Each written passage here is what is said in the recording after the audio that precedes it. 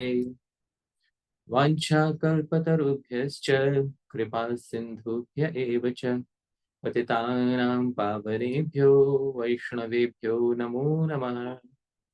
Jai Shri Krishna Chaitanya Prabhu Nityananda Shri Advaita Gadadhara Shri Vasari Gaura Bhakta Vrinda. Hare Krishna Krishna Krishna Hare Hare, Hare Rama Rama Rama Hare Hare.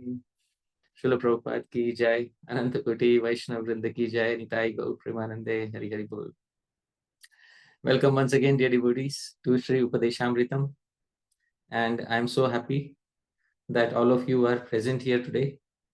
I would like to thank each and every one of you for kindly being here, for kindly giving the most important resource of your life to me, that is your time. So I'm really grateful for the time that you are kindly giving to me.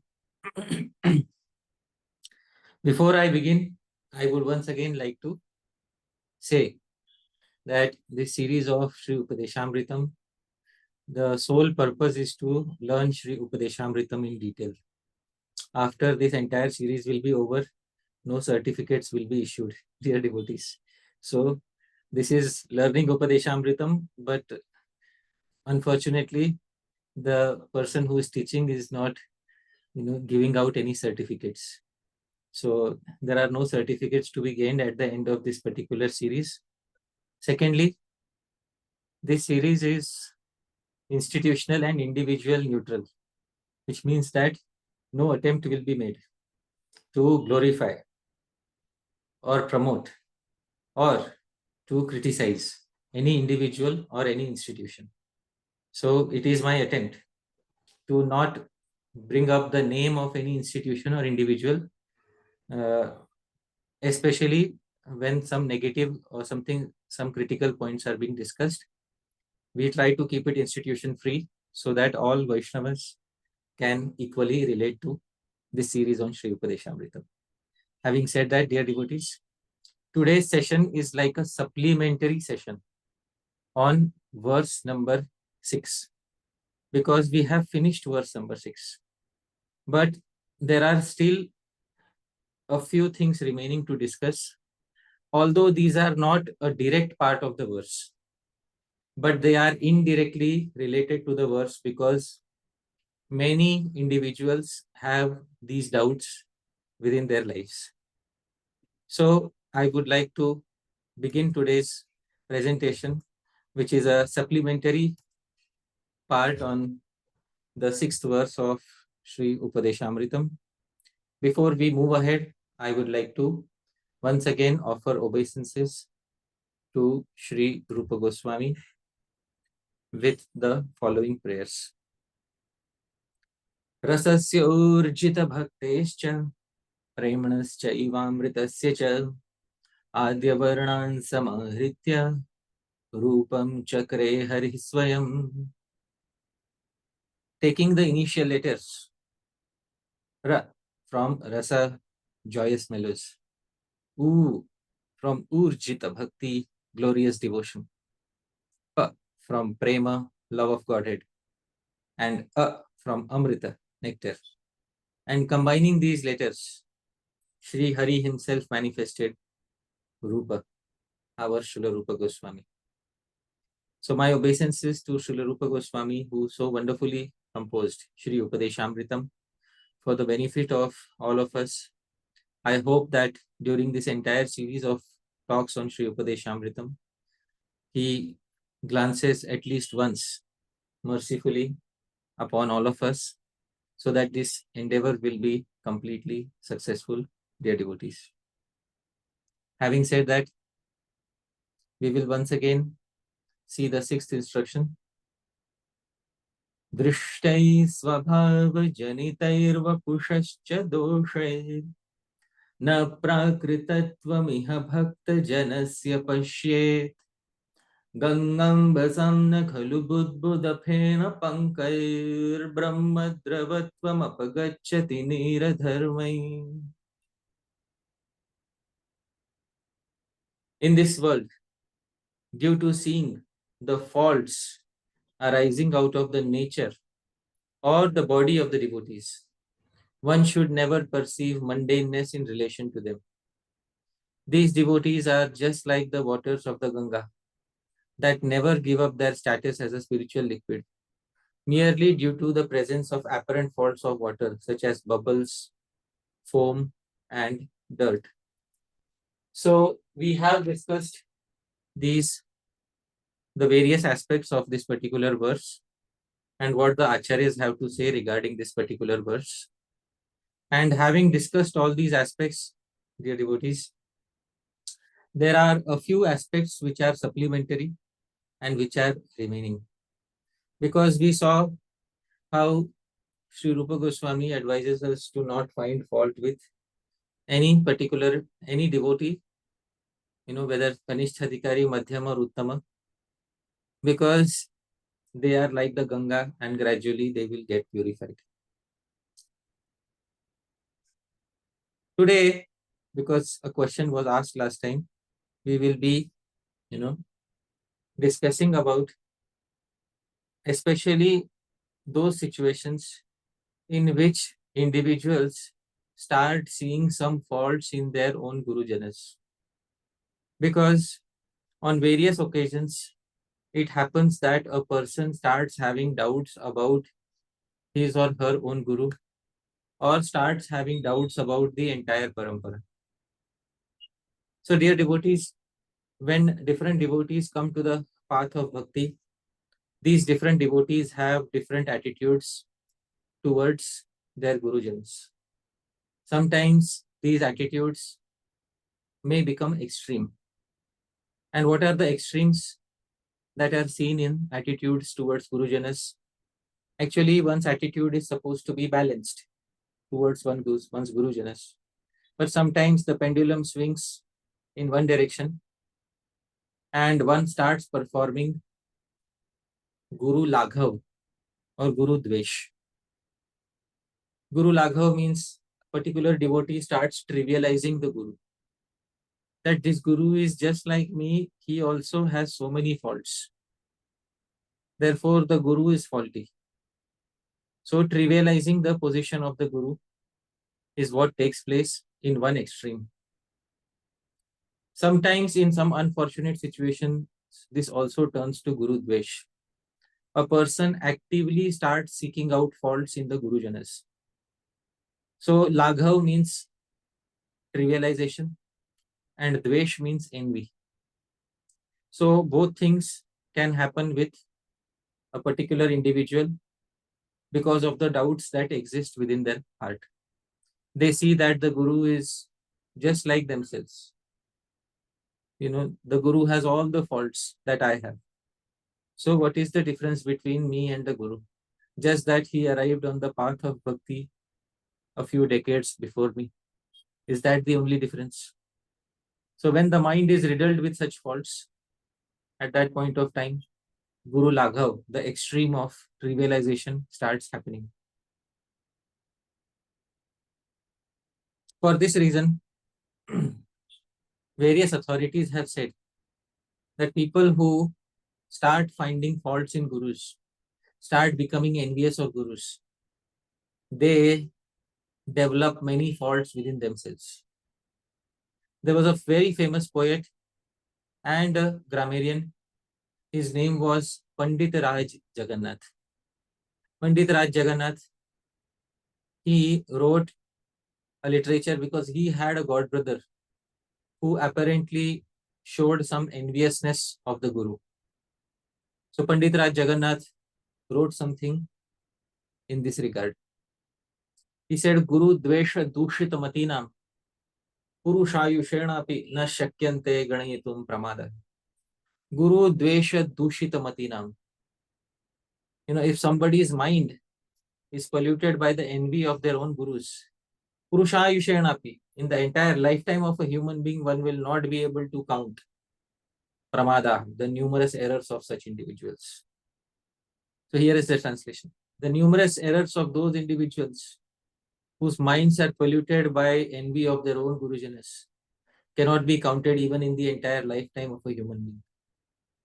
So this is Panditaraja Jagannatha, a very famous personality in the field of Sanskrit poetics and literature. He had a godbrother who found some faults in his guru, Shesha Krishna. The name of his guru was Shesha Krishna, and Shesha Krishna was a very good grammarian.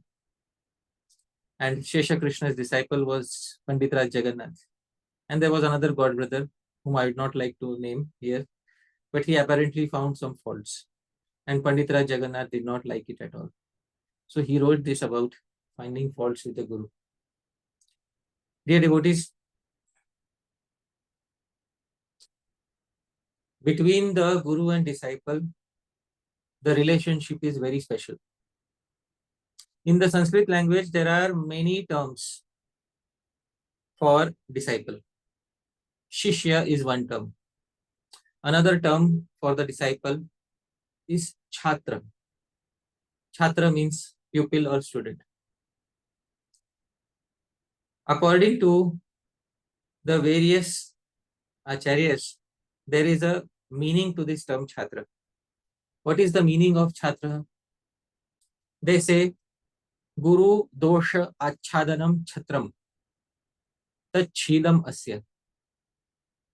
They say, to cover up the apparent faults of the guru, guru dosh, achhadanam, to cover them up, is known as chatra, is like holding an umbrella on top of the guru. And tachhilam asya, one whose innate nature is to do so, is known as chatra, a pupil or a student. So it's very important that a disciple should not publicly start exposing minor flaws if seen in the nature or in the body of the guru. Because some minor faults will always be seen from the external point of view.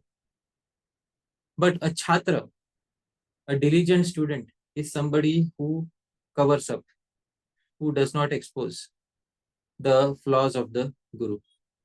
Now I'm speaking here about apparent minor faults. I'm not speaking here about major criminal faults.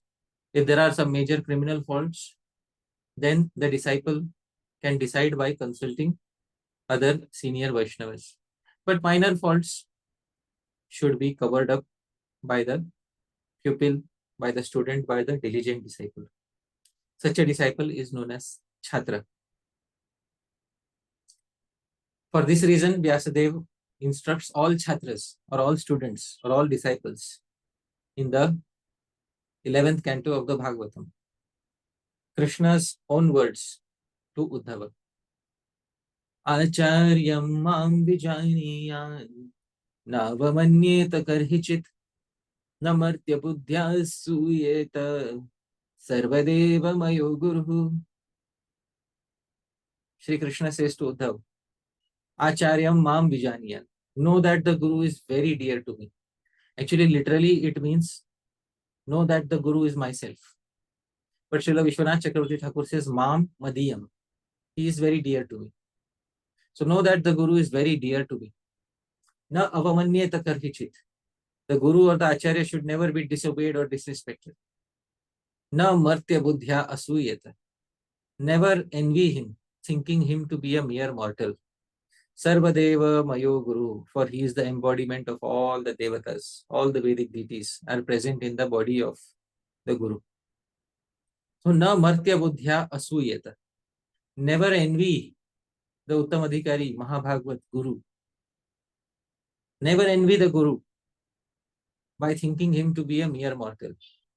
Because Sarvadeva mayo, he is the embodiment of all the devatas for the disciple. This verse is quoted also in Hari Bhakti Vilas by Shri Gopal Bhatt Goswami. In Hari Bhakti Vilas 4th chapter, this verse is quoted. Sri Sanatana Goswami comments on this verse and says, Na asuyeta ma dosha drishtim kuryat. The terms na asuyeta, do not envy the guru, in the verse means that na dosha drishtim kuryat. One should not look upon the guru with a vision to find faults. So don't go about finding faults in the guru. Don't seek faults in the guru actively. Sometimes some faults may become visible to us. Na prakritatvam. Don't consider the Guru to be materialistic, dear devotees. Don't think the Guru to be an ordinary mortal. This is Sri Rupa Goswami's injunction. So, some unfortunate individuals, as I said, the pendulum swings on this side, they start finding faults with the Sampradaya, they start seeing faults in the Guru. Oh, initially everything was very nice, but gradually, I started noticing that my Guru has this fault and that fault. And therefore, I lost all my faith in the Guru. So, because of this mindset, because of actively seeking faults in the Guru, many disciples lose their connection with their spiritual masters. Srila Bhakti Vinod Thakur wrote a special bhajan, especially for addressing such individuals, especially for addressing such fault finders, who are actively seeking faults within the Guru and the Sampradaya. In his Kalyana Kalpataru, Srila Bhakti Vinod Thakur writes, Mana tore bhuliye varata apakva vayase har vanchita vanchakapai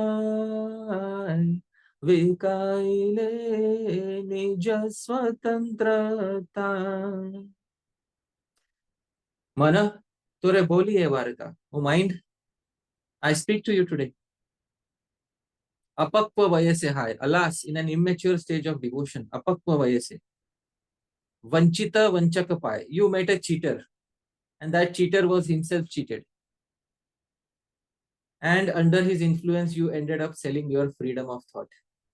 So Srila Bhakti Vinod Thakur is saying, unfortunately, this devotee who is now finding faults in the Sampradaya, he is doing so because somebody started telling him. He came in contact with an individual who started pointing out faults in the Sampradaya. And because of this particular devotee lost faith in an immature stage of bhakti. So this person will also be cheated, and the person who he came in contact with, both are cheated. Vanchita vanchakapai. And therefore, oh dear mind, you ended up selling your freedom of thought. Now you are thinking exactly as that cheater is telling you. That cheater says, oh, the Sampradaya is full of faults. Oh, the Sampradaya has so many issues. Oh, the Guru Parampara is not bona fide. Brings up many such doubts. Nija Swatantrata, where is your independent thought? You are now running behind his opinions. Srila Bhakti Vinod Thakur continues. Sampradaya dosha buddhi jani tumi atma shuddhi karivare haile savadhana nanile tilakkamala त्यजले दीक्षार ज्वाला निजे कैला Navira विधाना. Sampradaya dosh buddhi. You now have a new talent, O mind, for finding faults with the entire Sampradaya. Jani tumi atma shuddhi. You see, though so many faults are there in the Sampradaya, so I will try to purify myself. I will not adhere to this Sampradaya. I will keep myself pure.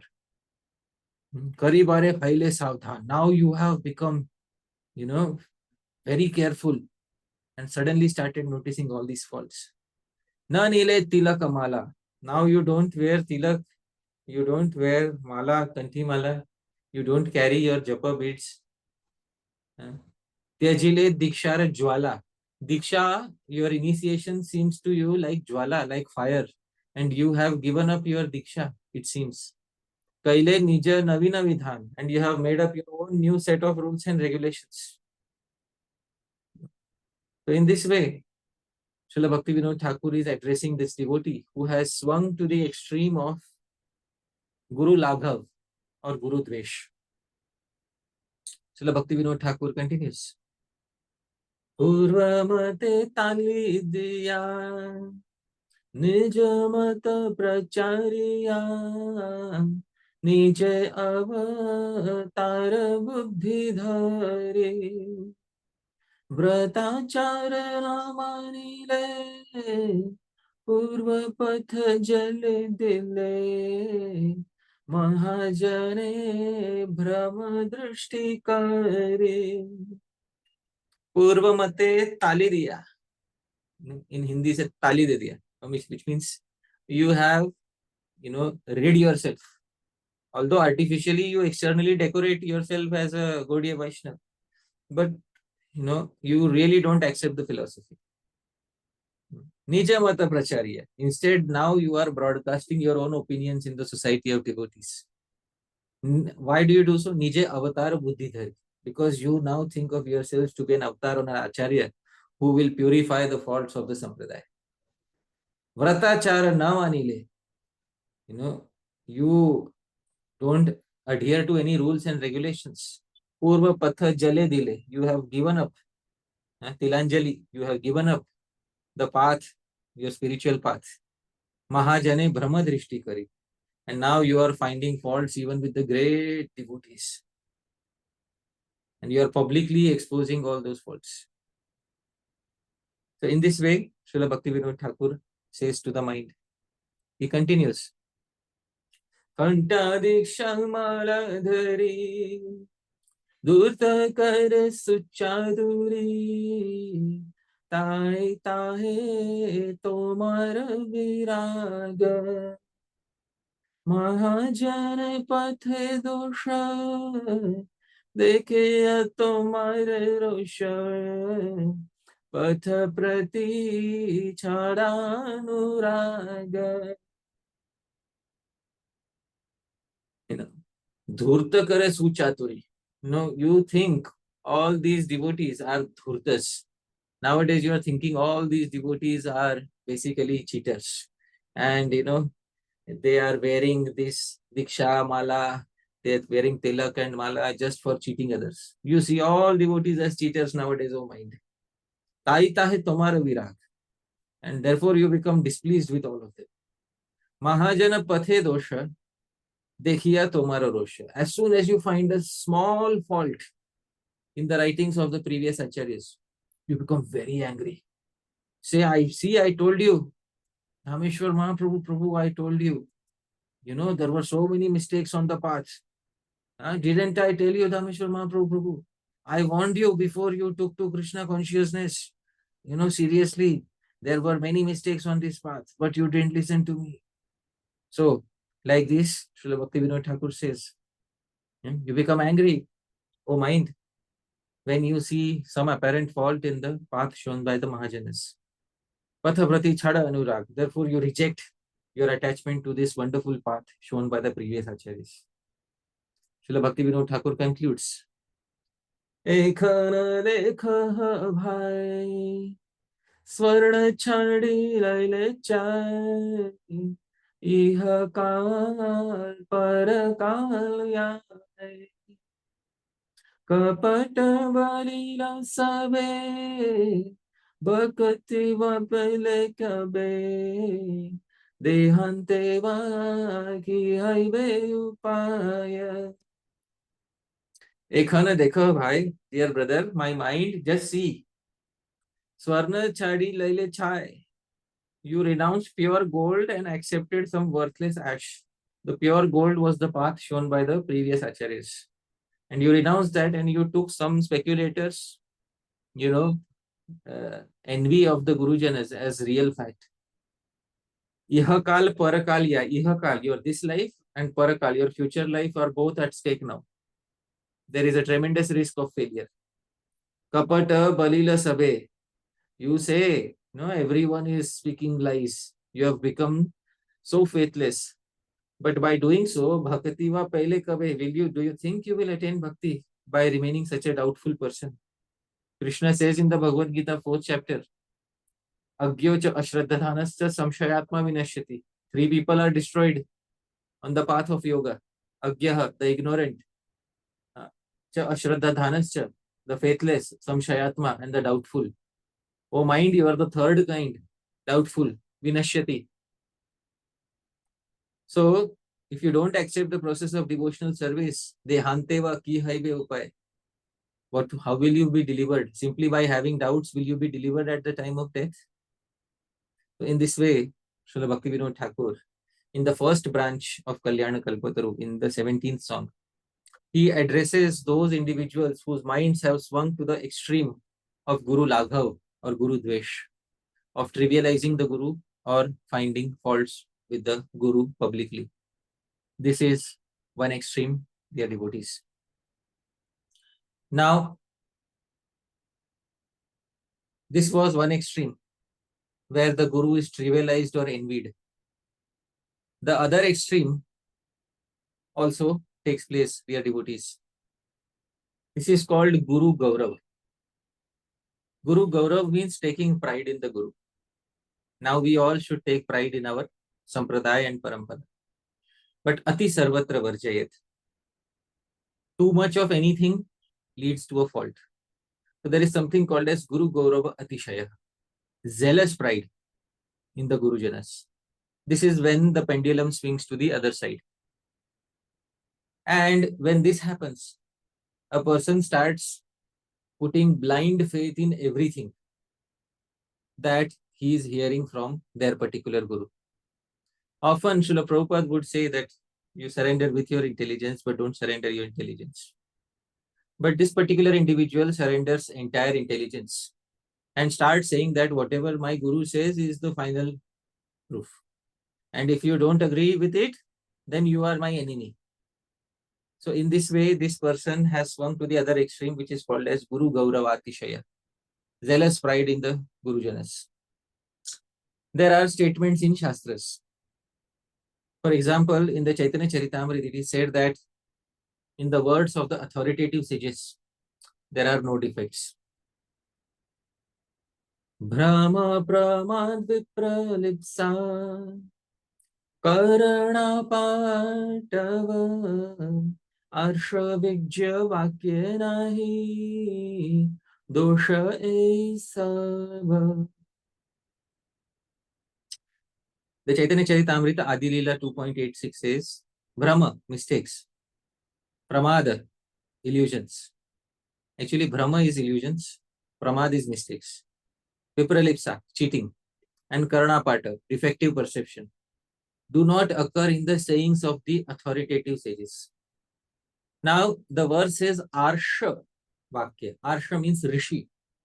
In the writings of the Vedas, in the writings of the Vedic sages, these four defects do not occur. The devotee whose mind has swung to the extreme, he says, just see, it is said that there are no defects in the writings of the authoritative sages. And I declare my Guru to be an authoritative sage. Therefore, in the words of my Guru, there are absolutely no mistakes, illusions, cheating, and defective perception. Therefore, Dhāmeśvara Mahāprabhu Prabhu, do you agree blindly to what my Guru says? Not necessarily. Then you are my enemy. If you don't agree blindly to what my Guru says, then you and me will not be in good terms. Dhāmeśvara Mahāprabhu Prabhu, my Guru is an authoritative sage. Amar Guru Jagat Guru. My Guru is like Jagat Guru. You should accept the words of my Guru blindly. Would you say yes? No, thank you, Prabhu. Okay. So, this is when the pendulum has swung to the other extreme. Guru Gaurava Atishaya. Zealous pride in one's Guru. I will give one example of this. Once I was undergoing brahmachari training, and this was in the year 2004-2005. A devotee came to me and said, if the Guru says that right now it is night, it was day at that time, the sun was shining, and the devotee came to me and said, if the Guru comes and says, right now it is night, then it is night. So I said, okay. And if 10 people say that it is day, then what should I do?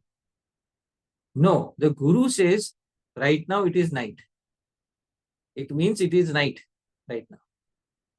I said, but if the rest of the world is saying that it is day, if the rest of the city is saying it is day, no, this means you don't have faith in the Guru. I said, then I put my ultimate question in front. If according to Jyotish Shastra, astronomy, right now it is day, still you should believe it is night. Then he said, then I said, my dear Prabhu, thank you very much. Because if the Guru is speaking against Shastra, then I should seriously reevaluate, what I am hearing from the Guru. So some devotees have this jealous pride in the Guru. Now, dear devotees, for example, some devotees take statements from, in the material world, sometimes some statements are made by the scientists or other authorities. And these statements get updated from time to time. There was once a debate that happened, I remember, between two devotees. And apparently one devotee's guru had read in a newspaper that Pluto is one of the planets. And a question was asked in the class. In Jyotish Shastra, we don't see Pluto. In the astrological chart, we don't see Pluto as a planet. We see Mars, Venus, Saturn, etc. But we don't see Pluto. Is Pluto a planet? So his guru had referred to a scientist who said, yes, Pluto is a planet. After some time, they declared that Pluto is no longer a planet. So dear devotees, what happens is sometimes devotees, especially the Gurujanas of certain devotees, are quoting authority from authorities in the material world. And these authorities themselves, these scientists themselves are not fixed about a particular opinion. Their opinion keeps changing. And because of this, the fault comes upon the head of the Guru. That my Guru said Pluto is a planet. Somebody else's Guru said Pluto is not a planet. And then two devotees will fight over this simple issue. But the fault is not with the Gurujanas. The fault is with the authorities that these Gurujanas are putting. So dear devotees, often it happens that because of Guru gaurava atisayah, that because of extreme zealous pride in the Gurus, sometimes people take the statements of Gurus, and the Gurus might have taken statements from, authorities like scientists. But sometimes people take these statements to be the absolute truth. And then they start forming opinions around these statements, and then they start making friends and enemies around such statements.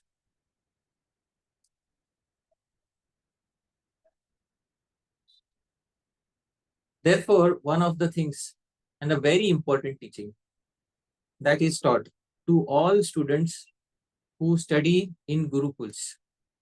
The first literature which is taught in Gurukuls is Vyakaran or grammar. And grammar begins with Shiksha, how to pronounce the syllables, how to articulate the syllables from various parts in the mouth. One of the popular Shikshas is called Yajnavalkya Shiksha. After Yajnavalkya teaches how to pronounce the various syllables. For example, the first 5 consonants are to be pronounced using the throat. Ka, kha, ga, gha, nga. The next 5 consonants are to be pronounced using the lower palate. Cha, cha, ja, cha, nya. The next 5 consonants are to be pronounced using the upper palate. Ta, tha, da, dha, na. In this way, the scientific process of uttering the syllables is taught. After teaching all this, Yajnavalkya says at the end of his Shiksha, Yukti yuktam vacho grahyam na grahyam guru gauravat sarva shastra rahasyam tad Yajnavalkyena bhashitam. Yukti yuktam vacho grahyam. One should only accept a logical conclusion in accordance with the scriptures. Na grahyam guru gauravat. One should not accept a statement as factual conclusion simply out of zealous pride in relation to one's guru. Sarva Shastra Rahasyam Tat. This secret of all scriptures, Yagyavalkyana Bhashitam, has been spoken by the great sage Yagyavalkya. So, in the very beginning of their learning, this value is instilled in the children, that don't just accept anything which the guru is saying blindly. Don't blindly accept. Yukti Yuktam. It should be supported by Shastric reasoning. It should be supported by Shastra and it should be reasonable. It should make sense. Na grahyam guru gauravat. Don't just accept because guru gaurav, because of zealous pride in the Sarva Shastra Rahasyam. This is the secret of understanding the Shastras. Yagyavalkyana Bhashitam. Spoken by Yagyavalkya. So when the guru is speaking in accordance with the scriptures, when the guru is speaking logically, at that particular point of time, the conclusions are accepted as thoroughly and completely valid. This, dear devotees, is the balanced position. Shastrokta Guru Nishtha, mature faith in the Guru based on Shastra. This position avoids both faults, Guru Laghav and Guru Gaurav. So Guru Laghav, in which one sees faults in the Gurus unnecessarily. Guru Gaurav, in which one becomes overly zealous of the Guru Janas and exhibits zealous pride, so much so that other people start getting hurt because of one's zealous pride. The balance is Shastrokta Guru Nishtha, mature faith that has been spoken in the Shastras. So what is this mature faith and how does it look like? In order to understand this, we have to understand that the bona fide Guru is somebody who is speaking from Shastra, who is following Shastra. The perfection of the Guru is in following Shastra. In a particular lecture, Srila Prabhupada says something. Dhāmeśvara Mahāprabhu, kindly read what Prabhupada says. Okay, Prabhuji. We have to follow these three principles. Sadhu, Guru, Shastra, Vakya, Tineti, Karya, Aikya. Who is Sadhu? Who is abiding by the injunctions of Shastra. Or Guru? Guru means he's also abiding by the injunction of Shastra. Then he's Guru. He's Sadhu. He's Sadhu. And if one Shastra Vidhim, Shastra Vidhim Usritya. If Shastra Vidhi you give up, then where's the question of Guru and Sadhu? Siddhim, he's not Siddha. He has not attained the perfection because he has rejected the principles of Shastra. Yes. So Srila Prabhupada said that before you artificially start,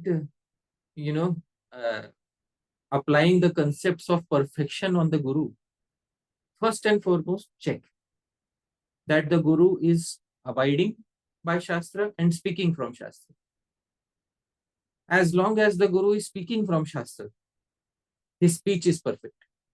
As long as the Guru is abiding by Shastra, his behavior is perfect. As long as the Guru is thinking from Shastra, his mind is perfect. His mind, his body, his speech are perfect if, and that is the condition, if the Guru or the Sadhu is speaking, thinking and acting according to Shastra. That is the perfection of the Guru. Perfection is not self-inbuilt. Perfection is attained by closely aligning with Shastra. Because if perfection is self-inbuilt perfection, then there are devotees, many individuals who start thinking that my Guru is perfect even though he may not follow Shastra. That leads to utpat or a big disturbance in the society. Fortunately, we have been blessed with such Gurus who have told us the mature vision. Amongst the 6 Goswamis, the youngest of them, Dhāmeśvara Mahāprabhu, who was the youngest amongst the 6 Goswamis? Jiva Goswami? Yes. is Sri Jiva Goswami. Sri Jiva Goswami wrote an unparalleled literature on Sanskrit grammar, and he called this literature Hari Namamrita Vyakaranam. Srila Jiva Goswami is one of the 6 Goswamis, a perfected Acharya, and in him the 4 defects do not exist. But still Sri Jiva Goswami, after writing Harinamamrita Vyakaranam, at the end of Harinamamrita Vyakaranam, he opened a small window for all those who are learning Harinamamrita Vyakaranam. Sri Jiva Goswami says at the end of Harinamamrita Vyakaranam, Yadatra vyaktam uktam na bhrantam va tadasheshatah gyeyam shodhyam cha vigyebhyo vigyashastravalokatāh. Dhāmeśvara Mahāprabhu can kindly read the translation. In this literature named Harinama Vyakarana, whatever has not been expressed clearly should be thoroughly researched out, and whatever errors have creeped in should be thoroughly corrected by referring to other systems of grammar, Panini, etc., and the words of experts in such fields. So Dhāmeśvara Mahāprabhu, why will Sri Jiva Goswami write such a verse? Because it's possible for him to make a mistake. We just said that acharyas do not make a mistake. That means when they're following scripture. Following scripture, very well. So you have hit a very correct point. In the commentary to this verse, there is a commentary on this verse by Hare Krishna Acharya. In the commentary to this verse, Hare Krishna Acharya says, there are no faults in Sri Jiva Goswami. But sometimes Sri Jiva Goswami is quoting some grammarians of his time. And these grammarians he is quoting in Harinamamrita Vyakaranam. And the opinions of these grammarians may later be proven to be faulty. And if later these grammarians are proven to be faulty, then what does Sri Jiva Goswami expect us to do? Change the grammar, change other grammars, or change his grammar? So Dhāmeśvara Mahāprabhu, what does Sri Jiva Goswami expect us to do? To correct his book. Yes, to correct his grammar. Sri Jiva Goswami does not expect his followers to artificially exhibit zealous pride and go tell everybody else, you are all wrong. You change your grammars, we will not change ours. So this zealous pride Jiva Goswami discourages. And this is the pathway to progress. Dear devotees, this is the pathway to progress in learning. To always keep the window of improvement open. Because under the name of zealous blind pride, people shut the doors of learning. And people stop learning from sources, other than one's limited pond of learning. And because of that, people are not able to grow in their spiritual lives. So Srila Jiva Goswami knew that in the future, it may so happen that a future grammarian may come and may prove some of the opinions incorrect. In that case, if an opinion is proven incorrect, and because it is grammar, it is not, it's not exactly devotional science, it's not bhakti, it's grammar. It is possible that some errors may have crept in. So he tells his followers, please thoroughly correct all such errors before you learn something. Sri Jiva Goswami wants us to learn what is the correct fact. He doesn't want us to have zealous pride and learn some incorrect facts. This is the mood of Sri Jiva Goswami. Dhāmeśvara Mahāprabhu, what sort of a teacher would you prefer? Do you prefer a teacher who is like Sri Jiva Goswami and who keeps that window open? Or would you prefer a teacher who closes the window and says, no, whatever I teach is perfect and whosoever finds a fault is, is worthy of criticism and you should not listen to? Which type of teacher do you prefer? The first one. Obviously. We all would like to have such an open-minded teacher. Now, this was not the only place where Sri Jiva Goswami wrote this. Sri Jiva Goswami also wrote a letter to none other than Srila Srinivasacharya, his own disciple. And this letter is quoted in the Bhakti Ratnakar of Sri Narhari Chakravarti. In the letter, Sri Jiva Goswami says to Srila Srinivasacharya, Aparamcha पूर्वं यत् हरिनामामृत व्याकरणं भवत्सु प्रस्थापितमासीत् तद् यदि पाठ्यते तदा तत्र भाष्यवृत्त्यादिदृष्ट्या भ्रमादिकं शोध्यम् अपरं च मोरोवर पूर्वं previously यत् हरिनामामृत व्याकरणं भवत्सु प्रस्थापितम् I sent you हरिनामामृत व्याकरणं तद् यदि पाठ्यते if you are teaching that तदा then you should तत्र भाष्यवृत्त्यादिदृष्ट्या भ्रमादिकं शोध्यम् correct any mistakes, errors in accordance with the views given in the authoritative grammar literature such as Mahābhashya of Patanjali, Kashika Vritti, etc. So this is a direct instruction that he gave to his Shiksha disciple, Srila Srinivasacharya. What a wonderful personality to have as a guru. The guru is open to learning.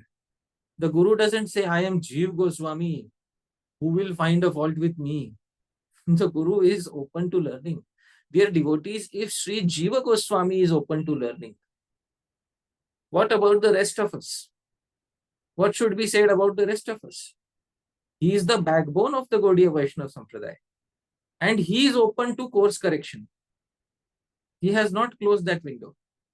So if he is open to course correction, and he says, take the opinions of the authoritative grammar literature, which is the authoritative, he says, Bhashya, Vritti. Bhashya is Mahābhashya of Patanjali. Vritti is Kashika Vritti of Jayaditya and Vaman. These are authoritative because thoroughly tested by thousands of scholars. And they have not found a single mistake in these literature. So, if anything is found in my literature which doesn't match, please correct the course. Dear Srinivasacharya, please correct the course. Obviously, that is what Srila Srinivasacharya also did. So, dear devotees, this is the attitude of the most, one of the most learned acharyas of our sampradaya and one of the 6 Goswamis. This is the maturity that he instills within his disciples. He does not instill blind faith, and he does not also instill Guru Laghava, taking the Guru very lightly. So he is giving the mature understanding. Now, an example of this, dear devotees, is seen in the commentaries of Bhakti Rasamrita Sindhu. In Bhakti Rasamrita Sindhu, Sri Jiva Goswami has written a commentary and Srila Vishwanath Chakravarti Thakur has written a commentary. Amongst the 64 limbs of Bhakti, one limb of Bhakti is to accept prasad or to accept the remnants of the Lord. This is one of the 64 limbs of Bhakti. When Sri Rupa Goswami describes this limb, Sri Jiva Goswami says, Tad agrato bhojana nishedhat. It is forbidden to eat anything in front of the Lord. Now, a few hundred years later, Srila Vishwanath Chakravarti Thakur, he reads this, that Srila Jiva Goswami is saying that when you have to eat something, you eat separately, don't eat in front of the Lord. Srila Vishwanath Chakravarti Thakur does some research and finds out that actually it's not about not eating in front of the Lord. There is a detail to it, which was not specified. So Srila Vishwanath Chakravarti Thakur updates the understanding, and Srila Vishwanath Chakravarti Thakur says, Bhagavad agre tambula charvanam eva nishiddha, na tu bhojana samanya. It is not that one cannot eat anything in front of the Lord. Only eating betel leaves is forbidden. In other words, devotees can have prasadam in front of the Lord when the doors are open. But one should not have betel leaves in front of the Lord. Anyways, most devotees don't have that in front of the Lord. But this is one of the many examples when a disciple has tried to do course correction in the writings of the Guru. But the Guru himself has opened the window for it. The Guru himself has told the disciples that wherever you find scope for course correction, you please correct the course. But do it in a very nice, gentlemanly manner. Do it in a way that you don't lose respect for the Guru and don't broadcast it to the entire world. Don't show it as a fault of the Guru. Do it privately, make a small note about it. So this, dear devotees, is the mature understanding that has been cultivated by the previous acharyas. None of these is my words. These are not my words. All of these words are the words of the previous acharyas. Srila Jiva Goswami allowing his disciples to perform course correction in Harinamamrita Vyakaranam is Sri Jiva Goswami's own words. Him writing the letter to Srila Srinivas Acharya, these are his own words. Therefore, we should have a mature understanding of perfection in our lives. In a conversation with Srila Prabhupada, some disciples were asking about the concept of perfection. Dhāmeśvara Mahāprabhu, you and me can read this conversation. I will take the role of the disciple. In this case, the disciple is His Holiness Jayadvait Maharaj, who was present at that time in that conversation, and Srila Prabhupada is replying to him. So I will take that role and you read Srila Prabhupada's words. Jayadvaita. Sometimes, from our material viewpoint, we see some discrepancies. Just like we think that... because material viewpoint, the viewpoint is wrong. Therefore, you find discrepancies. So we should think that we have the defect? Yes, Acharya is explained, Bhakti Shamsanat. One who's preaching the cult of devotional service, he's Acharya. Then why should you find any discrepancy? Yes, we see, for instance, sometimes the Acharya may seem to forget something or not know something. So from our point of view, if someone has forgotten, that is... No, then... imperfection? That is not the... Then you do not understand. Acharya is not God, omniscient. He is the servant of God. His business is to preach bhakti cult. That is Acharya. And that is the perfection. That is the perfection. Hare Krishna. So we have a misunderstanding about what perfection is. Yes, perfection is here, how he is preaching bhakti cult. That's all. This is a very, very succinct and clear instruction by Srila Prabhupada, because many of us are thinking that na prakritatvam, don't find any faults, which means that we become zealous, followers of the Guru, and we say that Guru is all perfect. So Srila Prabhupada brings his disciples to the stage of maturity by saying that perfection means he is speaking according to Bhakti Shastra. Perfection means he is preaching Bhakti Shastra. That is perfection. As long as the Guru is speaking Bhakti Shastra and preaching Bhakti Shastra, that is the perfection. As long as the Guru's mind is in contact with Shastra, as long as the Guru's speech is in contact with Shastra, as long as the Guru's behavior is in contact with Shastra, the Guru is perfect. The Acharya is perfect. That is perfection. If you see any other so-called apparent faults, those faults are unavoidable for many reasons, because, as I said in the previous talk, the framework of the material world itself is defective, dear devotees. And in a defective framework, it is impossible to achieve complete perfection. Therefore, some apparent faults will definitely exist. In summary, dear devotees, mature faith in Guru has been cultivated by our acharyas, that the Guru is perfect. Why? And the reason for the Guru's perfection is because the Guru speaks the message of the Vedic Shastra, especially the message of the Bhakti Shastra. And such Shastra is perfect and free of all defects. This is the perfection of the Guru. Now, and any apparent defects which are seen in the Guru, they are for one of these reasons. What are these reasons? First, Because the framework of the material world is defective. Because the framework itself is defective, therefore the material world itself is defective. The three modes are themselves defective, therefore they cause many defects apparently. Previously, in the previous session, I had discussed 18, major faults. Dhāmeśvara Mahaprabhu, do you remember some of the 18 faults from Bhakti Rasamrita Sindhu that we had discussed? Sleepiness, violence. Yeah.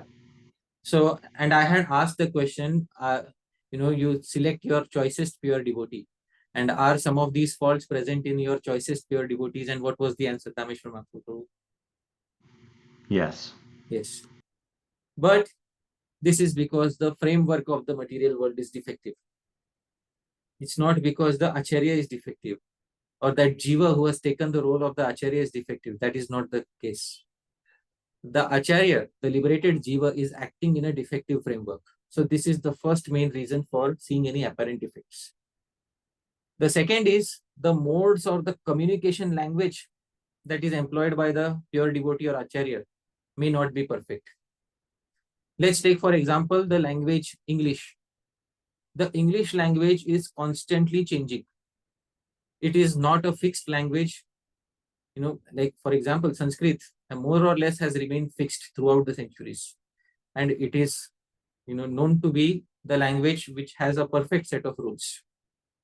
So, but if the language in which the Acharya is writing is defective, then that language is the cause of the defect. For example, Dhāmeśvara Mahaprabhu, in English, there is a term fantastic. What is the meaning of this term fantastic? Amazing. But originally, the term fantastic a few centuries back meant something from fantasy. Therefore, from the term fantasy came fantastic. So something that has come from one's fantasy was called fantastic. Originally, this was the meaning of the term fantastic. Today, as Dhāmeśvara Prabhu said, fantastic means amazing. So Dhāmeśvara Mahaprabhu, if an Acharya writes the term fantastic with the original meaning, and then the meaning changes over the centuries, is it the fault of the Acharya or the fault of the language? Fault of the language. So, for this reason, dear devotees, some apparent defects may be seen in the writings of the Guru or the writings of the Acharya. I am not pointing out any Guru or Acharya specifically here. This is a general statement that I am making. So, this is the second reason. And third reason is the Acharya may be quoting an authority from the material world. And that authority may turn out to be imperfect. For example, an Acharya may quote a scientist and say Pluto does not exist. Tomorrow, the scientist may change his mind and say Pluto does exist. So it is that authority which is incorrect, not the Acharya, the devotees. The Acharya is perfect because the Acharya speaks mainly from Vedic literature, especially from devotional literature. That is the perfection of the Guru. That is the perfection of the Acharya. Srila Baldev Vidyabhushan gives us the most mature conclusion in his Siddhanta Darpana. Jiva Vakyeshu Labhyante Jiva Dharma Brahmadayah Vede tu naivate santi sarvagya vachanochaye. Jiva Vakyeshu Labhyante. In the statements made by all living entities, there is a possibility that we may find Jiva Dharma, the qualities of living entities. What are they? Brahmadaya, illusion, etc. These faults are part of the existence of the living entities in this world. But Vede to naivate santi. Such faults, however, are not present in the Vedas. Sarvagya vachanochaye, because the Vedas are the words of the omniscient Supreme Lord. So in the Siddhanta Darpanam, Srila Baldev Vidyabhushan gives us a mature understanding that actually and truly speaking, it is the Vedas that are completely free of fault in the material world, because the Vedas do not belong to the material world. And the Vedas do not take a material body. Therefore, whenever somebody is quoting the Vedas, they are quoting a perfect source. And when the Acharya quotes Vedas, the Acharya is perfect. And whenever a devotee is quoting the Vedas, the devotee is perfect. When the devotee is acting according to the Vedas, that devotee's behavior is perfect. When the devotee is thinking according to the Vedas, the devotee's thought process is perfect. Therefore, dear devotees, even if we sometimes find some apparent faults in the writings or the teachings of the Gurujanas, we should know that this na prakritatvam. This is not, please do not see materialism to be present in them, because they are still in contact with the devotional shastras. And simply by their contact with Bhakti, by their contact with Sri Harinam, by their contact with devotional shastras, they are like the Ganga. And any apparent faults that are seen in the Ganga are quickly washed away simply by the flow of the Ganga. So with this, dear devotees, I would like to finally conclude the 6th verse on Upadeshamritam. Previously, I had given a mirror verse in the previous session also. I made a small refinement to that verse. So I am quoting it again with a small refinement. Deha jeva svabhavothe doshe bhaktasya gochare prakritatvam na drakshyami rupa tasmin kadapyaham.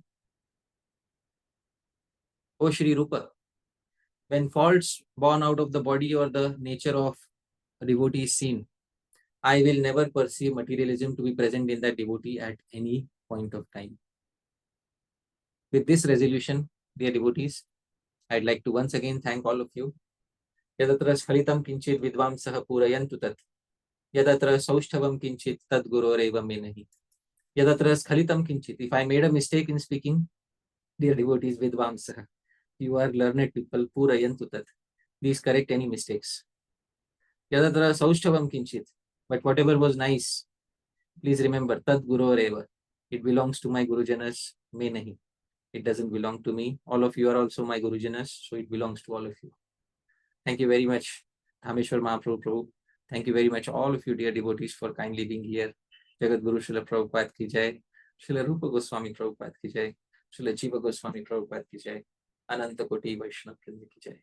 Hare Krishna. Thank you so much, Hari Pārṣada Prabhu, for a very relevant and insightful class. I just wish I'd heard this a few years ago when I was a complete fanatic myself, but I'm very grateful to be here now. No, Prabhu, I was also under the influence of, if the Guru says it is night, then it is night. But fortunately, I managed to come. Thank you. Thank you, Prabhuji, for your mature realizations. We're going to go now to Q&A. And we usually have a lot of questions. So if you have several questions or very in-depth questions that could take a long amount of time, we ask you to break it up into chunks and just put one chunk in at a time, let other people speak, and you can come back around if we have time. Yeah. And so, Dhāmeśvara Mahaprabhu, if at any point of time you have to leave, please let me know, 5 minutes in advance. Okay. Okay. I'll have to leave in 50 minutes. All right. Okay, Prabhu. Okay. And then also the other request was not to focus on any particular individual or institution. Is that correct, Prabhuji? Thank you. Thank you, Prabhuji. Thank you so much for kindly bringing it back to the point. The focus of the series is not an individual or a particular institution. I wish to keep the entire series free of criticism or promotion of institutions or individuals. Let's speak on the basis of principles rather than speaking about individuals or institutions. All Vaishnavas from all institutions are glorious and they are like my Gurujanas. So therefore, I would not like to needlessly critique or promote any one of them in particular. Thank you, Prabhu. So would that mean, Prabhuji, that we take the general principles of what you've taught and apply it to any particular acharya, person, institution, rather than, well, this person said this, and what do you think about that? Right, right. We want to avoid that kind of... Yeah, those are loaded questions. And ideally, we should avoid loaded questions. Okay. So with that, we'll start with Harsh Govinda Prabhu. Hare Krishna, Pranam Prabhuji. My pranams. प्रभु जी क्षमा कीजिएगा, मैं ना English समझ सकता हूँ अच्छे से, बोलने में थोड़ा दिक्कत होता है, तो मैं इंग्लिश में हिंदी में क्वेश्चन पूछता हूँ. Just a minute. Dhāmeśvara Mahaprabhu, he says he's unable to speak in English. So should I translate the question for him? Yeah, definitely. हर्ष गोविंद प्रभु, आप एक प्रश्न पूछिए, मैं उसका अनुवाद करूंगा. कहिए. जी, प्रणाम प्रभु जी. आपने ऐसा कहा कि अभी जो गुरु नाइट है, नाइट बोलते तो नाइट मानना, ये जो सिद्धांत है, तो एक बार हम आपका लेक्चर सुन रहे थे उपदेशामृत में, उसमें ऐसा था कि अन्न खाने से उपवास टूटता है, ऐसा जैसे एकादशी, ऐसा अपने शास्त्र में एक सिद्धांत है।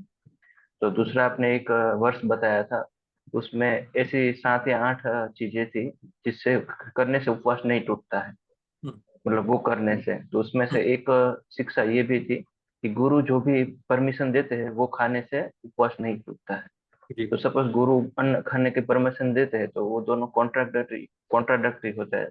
मतलब एक शास्त्र में ऐसा कहा कि नहीं खाना चाहिए, बट उसी एक ही शास्त्र में ऐसा भी कहा गया कि गुरु अगर वो चीज करते तो खा सकते हैं। तो उसमें से फिर क्या कैसे पता चलेगा कि गुरु शास्त्र के साथ या शास्त्र के विरुद्ध? बहुत अच्छा, thank you. So his question is as follows, that we said today that it is alignment to the Shastra. The Guru should align with the Shastra, and it's not that the Guru can speak anything independently. But a few lectures ago in Upadeshamritam, there was a lecture in which I specified it was about 8 things that do not break a fast, and one of them was the words of the Guru. So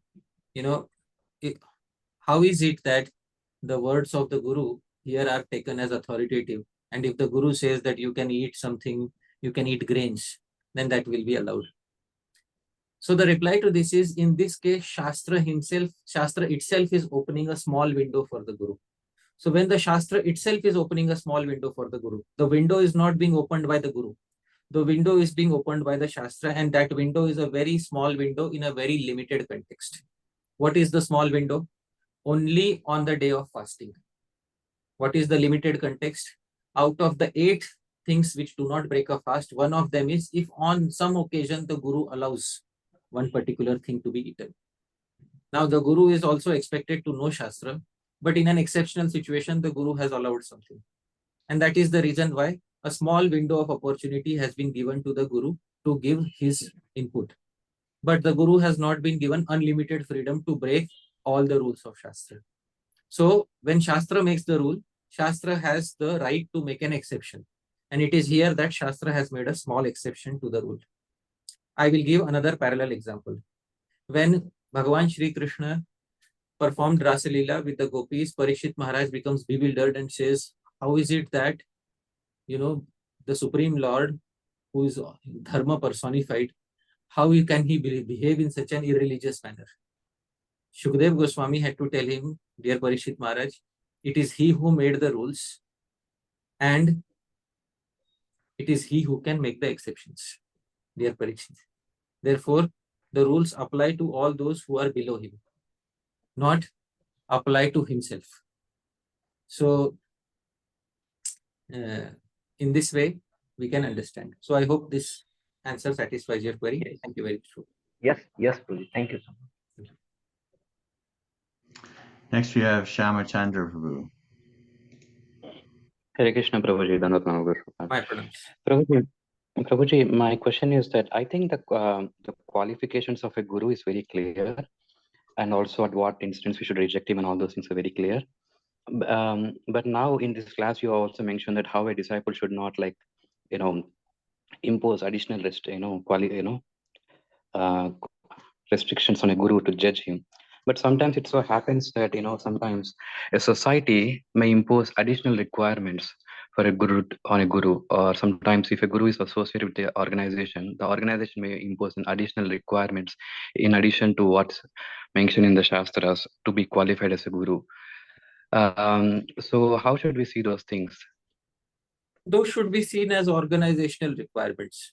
Those should be seen as supplements to what is given in the Shastra. If they are supplementary to Shastra, they are good. If such requirements are contradictory to Shastra, gradually the Vaishnavas will realize that it is contradictory to Shastra, and gradually the sum totality of the society will remove such additional requirements. So any additional requirements placed by any institution, if they are to help the Guru in propagation of Bhakti, in the propagation of the message of Shastra, they are good. And if they are detrimental to that, then the collective, I use a term often, the collective consciousness of the society will one day remove those rules. So sometimes, it can happen. But this is how organized religion is. Sometimes additional rules are placed on individuals besides the rules mentioned in Shastra. So that is the nature of organized religion. I hope that answer satisfies you some degree. Yeah, thank you. Thank you. Next we have Dipayan Prabhu. Hare Krishna, Prabhuji. Dandavat Pranam. Thank you very much for today's presentation, Prabhuji. Entire class was like speaking to me only. I'm very grateful. And the way you presented it was just wonderful. Thank you very much. My question is, from the life of Sri Jiva Goswami, there are these two incidents, Prabhuji. One is, I think, with Vallabhacharya, and one is, I think, with Rup Narayan. I don't remember the name. So these are, how do we understand this? This is what I wanted to ask. I wanted to hear your explanation. Okay, so I have heard about the first incident, the incidents with Shri Vallabha Bhatta. There was a Brahmana, not Vallabhacharya. Shri Vallabha Bhatta was a Brahmana who once came to Shri Rupa Goswami when Rupa Goswami was composing Bhakti Rasamrita Sindhu. Now all of this is Kim Vadanti. Kim Vadanti means these are stories in Brajamandal area. There is no documented source of these stories as far as I know. So these are Kim Vadantis. Okay. So the Kim Vadanti means who spoke, we don't know. Kim Vadanti, that is why it is called Kim Vadanti. So yes, the Kim Vadanti is that Sri Vallabh Bhatt came to Sri Rupa Goswami. Rupa Goswami was writing Bhakti Rasamrita Sindhu, and Bhakti Rasamrita Sindhu, Sri Rupa Goswami, he asked Rupa Goswami, which verse are you writing? Sri Rupa Goswami says, Bhukti Bhukti Sprihayavat Pishachi Hridi Vartate. As long as the ghost witch of, the desire of Bhukti and Mukti is sitting on one's heart, one cannot develop prema. So Sri Vallabh Bhatt said, I don't like this verse because you have compared Bhukti and Mukti, material enjoyment and liberation, to witches. I don't like this. So later, you please give me your book. I will try to find some mistakes and correct it. So Sri Jiva Goswami did not like it. At that point of time, Sri Jiva Goswami, after Sri Vallabh Bhatt left, Sri Jiva Goswami went to, fetch Sri Vallabh Bhatta and then asked him, so you understood the verse? So Vallabh Bhatt said, yeah, I understood the verse. And then Sri Jiva Goswami said, did you properly hear the verse? Bhukti and Mukti were not compared to witches. The desire for Bhukti and the desire for Mukti was compared to witches. Oh, right. I did not notice that. Oh, okay. Thank you for correcting me. I will go back to Rupa Goswami and tell him. So he went back immediately and he told Rupa, who was that boy sitting next to you? My nephew. He is very learned. Why? He immediately told me that was a fault in my understanding. I'm sorry, I tried to correct you, Rupa Goswami. So Rupa Goswami understood what happened. And Rupa Goswami knew that I have to appoint this personality as the editor of my books, as the personality, as the commentator of my books. He's my nephew. And if this tendency continues, then Vrindavan will turn into Varanasi, where on every ghat there is a debate going on. So this tendency should not be encouraged. So therefore, Sri Rupa Goswami called Sri Jiva Goswami and said, you became angry on him? Jiva Goswami said, yes. So, apakarini chet kopam kope kopam katham nate. Rupa Goswami said, if you become angry on somebody who's harming you, why do you not become angry on your own anger? Because your own anger is harming you the most. Angry people should not stay in Vrindavan. Please go out of Sri Vrindavan and come back when you are mature. So this was Sri Rupa Goswami teaching Sri Jiva Goswami the highest standards of staying in Sri Vrindavan. So this was when Sri Jiva Goswami came to Sri Vrindavan newly from Varanasi. And then Sri Jiva, later he told Sri Jiva Goswami, you made a, you became angry on him and you ended up speaking something. So please try to understand, your speech has caused some trouble here. Therefore, my first instruction to you is Vacho Vegam, Manasaha Krodha Vegam, Jihva Vegam, Udaropastha Vegam, Etan Vegan Yo Vishaheta Thiraha Sarvamapi Imam Prithvim Sashishya. So this is the entire incident that happened at that point of time. So if somebody else comes and tries to correct our Guru, we have a right to defend our Guru as a chatra. But that defense should also be put up in a certain manner. It should not be at the expense of trivializing the other person. But if the other person is trivializing our Guru, then we have a choice of completely neglecting that particular person and simply answering the accusations or mistakes that this person has found. So this is what can be done. I hope this satisfies your query. Yes, Prabhuji. Thank you very much. Next we have Dhananjay Tiwari, Prabhu. Hare Krishna Prabhuji, Dharan Pranam. Thank you for the wonderful session.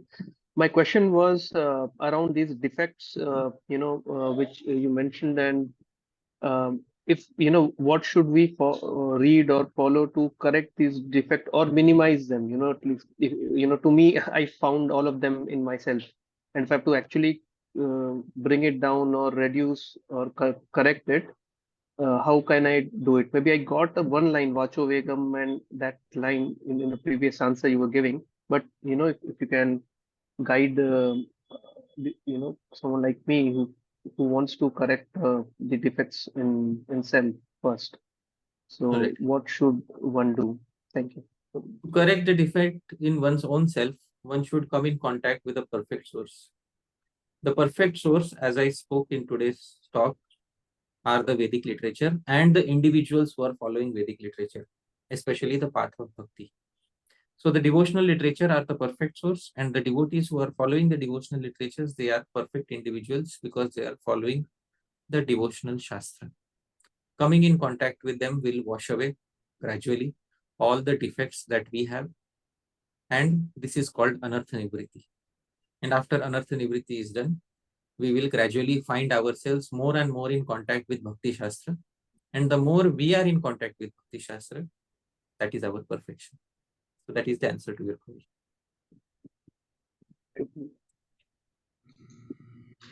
Next we have Paramakaruna Prabhu. Hare Krishna, Prabhuji, Dandavat Pranam. Sure. Thank you for such a beautiful class, clarifying so many doubts that are very relevant for today's situations. Prabhuji, my question was on that quotation or that verse by Srila Baladev Vidya Bhushan that you showed towards the end about the Vedas. Right. They are perfect. I just wonder, I'm not asking for a very specific point-by-point list, but what would you include in that general body of the Vedas? And is it just the 4 Vedas, did you mean, or a little bit broader, or what's that general body that we can understand that verse? Okay, so the answer is given in the Vedas itself. So whatever came from the breathing of the Lord at the beginning of the creation is known as Veda. So in the Brihadaranya Upanishad, there is a very nice quotation, and I will share this quotation with you. You can see it on the screen. The Brihadaranya Upanishad 2.4.10 states, Asya Mahato Bhutasya Nishwasitam Etad, from the breathing of this Mahan Bhuta, from this great entity, from Bhagavan, what came? Rig Veda, Yajur Veda, Sama Veda, Atharva Angirasa, Atharva Veda, Itihasas, the histories, Puranam, the 18 Puranas, Vidya, the various sciences, grammar, etc.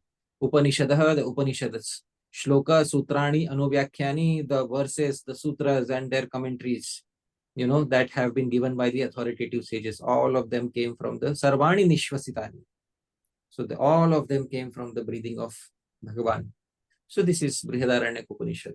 So this is what is the Praman which is to be quoted in reply to your answer. I hope this Praman satisfies your query. Perfectly. Thank you so much, Prabhuji. Next we have Adi Bhagavan Prabhu. Hare Krishna, Prabhuji. Thank you very much, Prabhuji, for the class. Actually, I very much liked the way you shared the pendulum example, and I very much liked how we should not be in one of the sides. So, Prabhuji, my question is about the defects. It's a little bit connected to the previous class. So, I was just reading Bhakti Rasamrita Sindhu, and in the Vyabhichari Bhava section, I just came across these 33 Vyabhichari Bhavas, and they are like quite similar to the list which we mentioned about Mahadosha. So here also it's mentioned about the similar kind of things, like there is Nidra, Shupti, and other things, Vyadi, which are similar to those. So I was trying to understand this and what was presented in the last session. So I thought to clarify, Prabhuji. So I was thinking that externally we can never understand whether it is because of this Vyabhichari Bhava or whether it is the fault of the setup of this material world. Like one example I just wanted to say, like Jiva Goswami points out about Sukadeva Goswami in the 10th canto, that he has mentioned the pastimes in certain sequence, but actually the sequence is something else. That in 78th chapter he says that sometimes Sukadeva Goswami would faint and he would not remember what to be stated first. So I wanted to clarify, like Acharya has pointed out there, but some cases we may not know what is the reason. So what should be the proper understanding, seeing the externals? See, the components, I will clarify your question. When you were, reading Bhakti Rasamrita Sindhu, you came across Sanchari Bhavas, also known as Vyabhichari Bhavas. These are transitory emotions which arise and again go back and nourish the main Sthai Bhav, the main emotion. So many of these appear to be like faults: asuya, envy, garva, pride, etc. And yes, Prabhuji. In the 18 defects that Sri Rupa Goswami has mentioned, they also are faults. So how is it possible for us to distinguish between whether it is a component of Bhakti Rasa or it is a fault? That is the query. Yes, please. If it is a component of Bhakti Rasa, it will nourish the Bhakti Rasa within the heart of the devotee.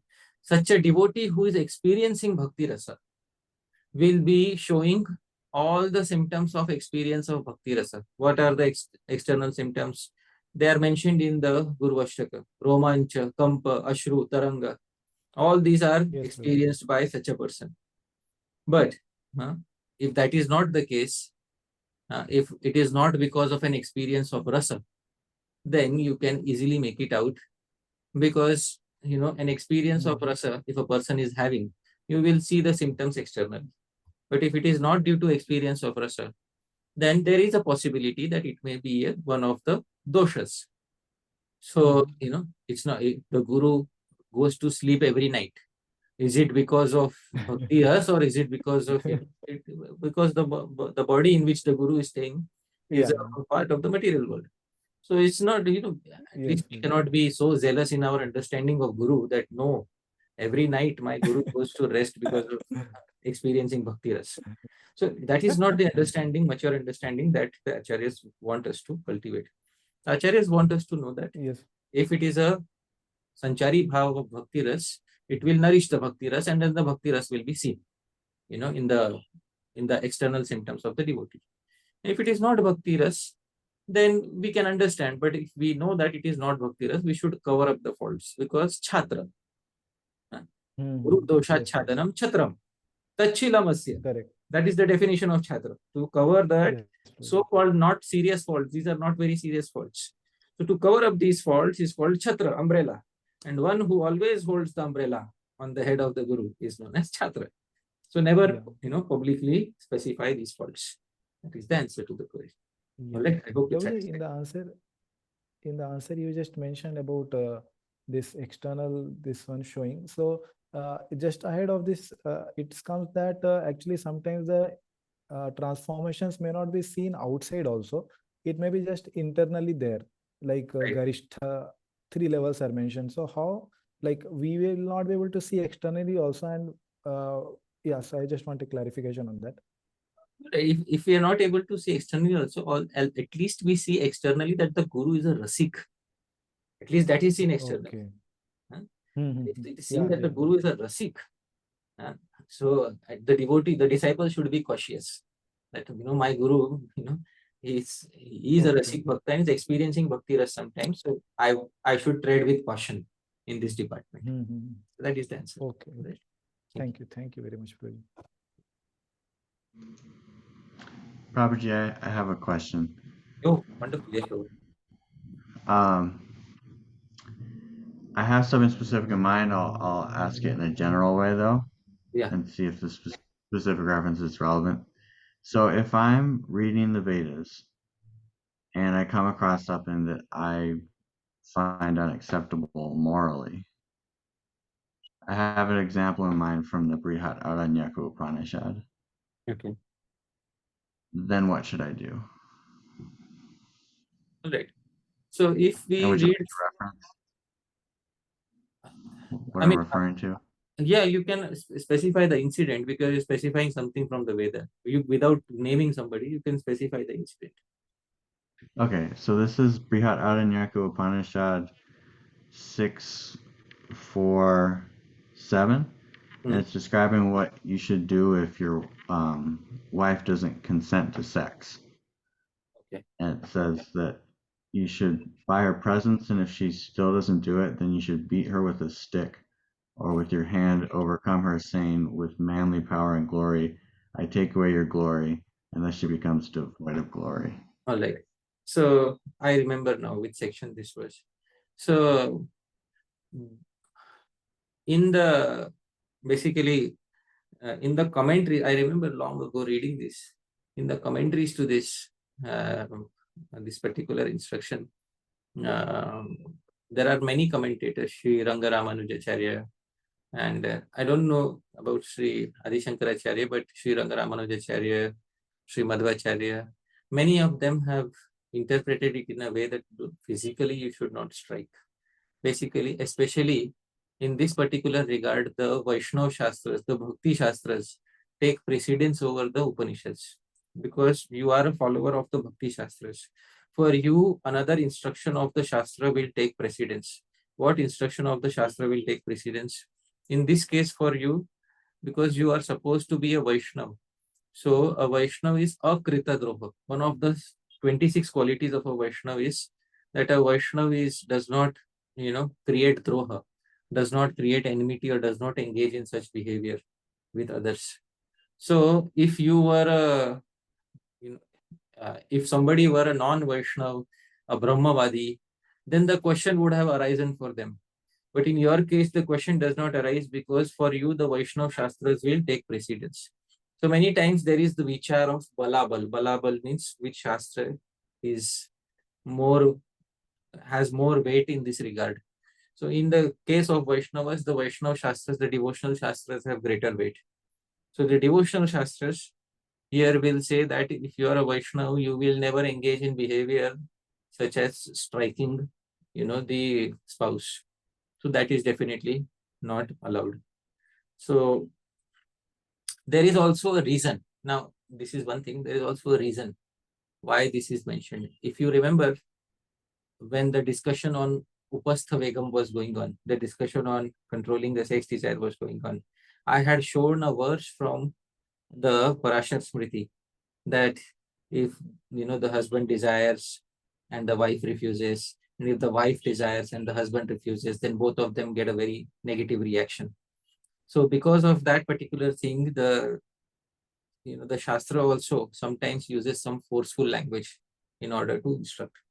So therefore, in order to save the spouses from the negative reaction. Sometimes Shastra may use such a language. But in your case, especially in the case of a devotee, the devotional Shastra takes precedence, and it is this devotional Shastra which we are supposed to follow. This is the answer to your query, Prabhuji. Right. Thank you, Prabhuji. So just to clarify, you're saying that the verse doesn't necessarily actually mean that you should beat her. It depends on how you interpret it. Right. And even if it does say that, we take the Right. Bhakti Shastras over that. Right. So I will show you the list of qualities that a devotee is supposed to have.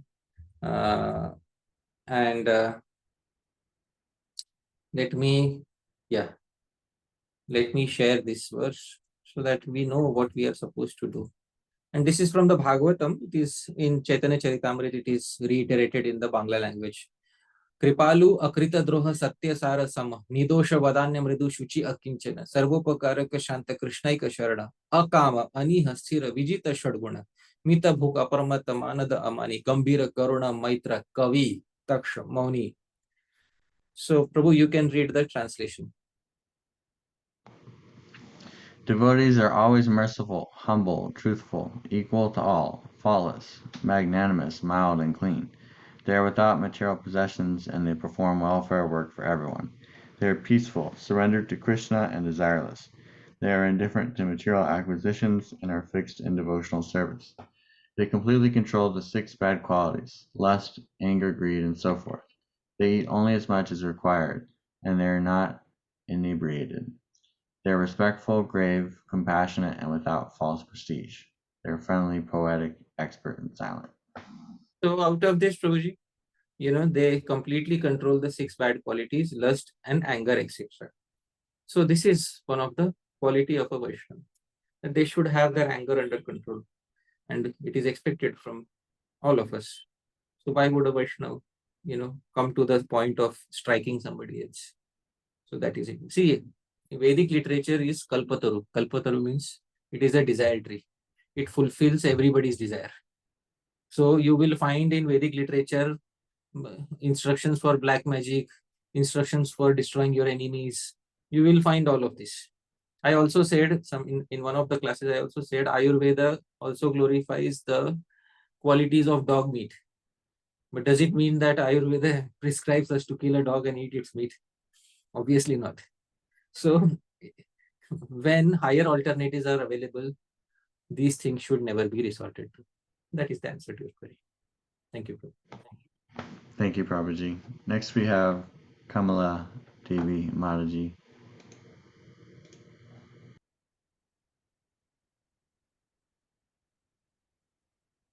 Hare Krishna Prabhuji, Dhanapam to you and Dhāmeśvara Mahāprabhu and all the Vaishnavas.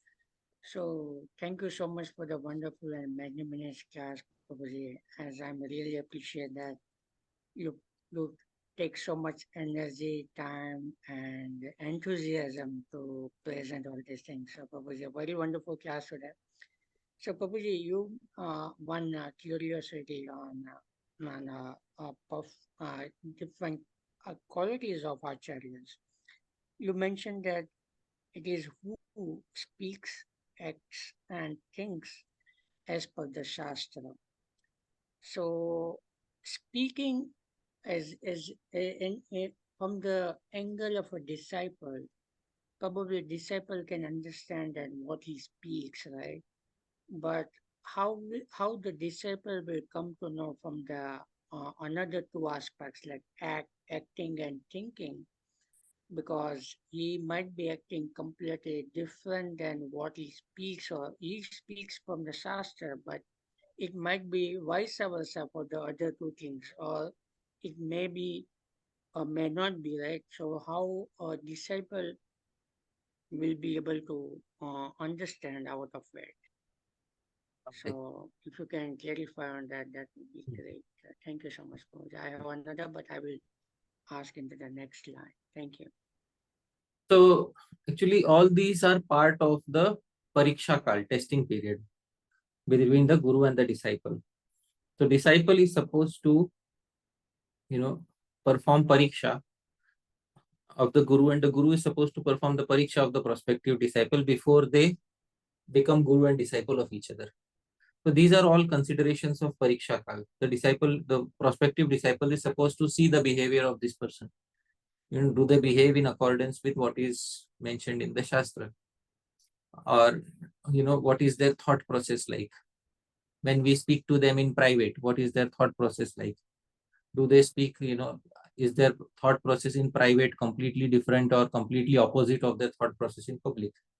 So these are all things which the disciple should check before they accept initiation from a particular guru. Obviously, some minor differences may be there when they speak privately and when they speak publicly. But in both cases, they should speak according to Shastric wisdom. They should not speak contradictory to Shastric wisdom. In their day-to-day life also, sometimes they may make some minor adjustments to their lives. But mostly their life should be a life which is being lived for executing the principles of Bhakti Shastra. If they are not living a life of Bhakti, which means they are not living according to Bhakti Shastra, why would a person want to accept them as Guru? So this is all a question of pariksha kal. All of this should be done in the time period of mutual examination between Guru and disciple. If the Guru is personally following the path of Bhakti in his life, it means his life he is living according to Shastra. If the Guru in private is also speaking about topics of Bhakti, which means on his mind, what is on your mind is on your speech. So on his mind also there are topics of Bhakti Shastra. And if the Guru is publicly also speaking about Bhakti, which means on his speech also there is Bhakti Shastra. These are indications which the disciple can use to check. This is what it is. Right? I hope that satisfies your query. Thank you. Next, we have Kaushik Chettiar. Hare Krishna. Thank you very much for the class, Prabhuji. It was very clear about this understanding of avoiding to have zealous pride in the gurus. This is a a very important topic, but didn't hear much of it. So it was very important, and this understanding actually helps us to deepen our faith also. Prabhuji, I have this question as you told, based on the Shastras, we should see that the gurus are speaking in line with Shastras, but based on Shastras, there have been different systems of philosophy over the ages, many different people have explained it. So, and they may be quoting Shastras in their own perspective, and we also quote Shastra like that. So in this kind of can we accept all of these systems of philosophy have their own place and they are all right in that, or we can say only this is bona fide, all others are not having the correct interpretation? For example, in Chaitanya Charitamrita, when Lord Chaitanya was discussing with Sarvabhauma Bhattacharya, he says you are the direct meaning of the scriptures is or the Vedanta Sutra is very clear. You are trying to take an indirect interpretation like that. So it seems that should we consider our way of quoting the Shastra is correct or their way of quoting Shastra? So how we can make a judgment over this? And this can continue even below the line, even many Gaudiya Acharyas have, as you told, may have explained the truth differently. They may have certain differences. So again, different devotees side with different words of the Acharyas also. So this same thing continues. So how we can strike the proper way of understanding with the differences? So thank you. All right. So the question, short and sweet, is since there are many Shastras in many traditions, how do we know, which Shastra the Guru is supposed to follow and which Shastra the Guru is not supposed to follow? So the thing is, we are seeking which tradition? We are seeking the Bhakti tradition. If we are seeking the Bhakti tradition, our Guru should be a follower of Bhakti Shastra. If a particular sadhaka is seeking the Ashtanga Yoga tradition, their Guru should be a follower of Ashtanga Yoga Shastra. If a particular sadhaka is seeking the Jnana Yoga tradition, their Guru should be a Brahmavadi who is following Jnana Yoga. It depends, because the paths of Jnana Yoga, Karma Yoga, Bhakti Yoga, Ashtanga Yoga are all valid paths mentioned in the Bhagavad Gita and other literature. So it depends on which path the sadhaka is taking. And different paths have their respective literature. Since you have taken to Bhakti path, the path of Bhakti. So when you are going to a Guru, you are going to, because you are expecting perfection in which manner? In the manner of yoga, in the manner of jnana, or in the manner of bhakti? So you are expecting perfection in the manner of bhakti. So your guru should also be showing, attachment to those literatures which are propagating bhakti. Now, even in those literatures, there may be various literatures. So the literatures which are recommended by your tradition, that literatures your guru should closely follow. And this is how it is understood. That is, I hope that satisfies your query. Yes, bro. Thank you. Yes. Next we have Manjari Mataji. Hare Krishna. My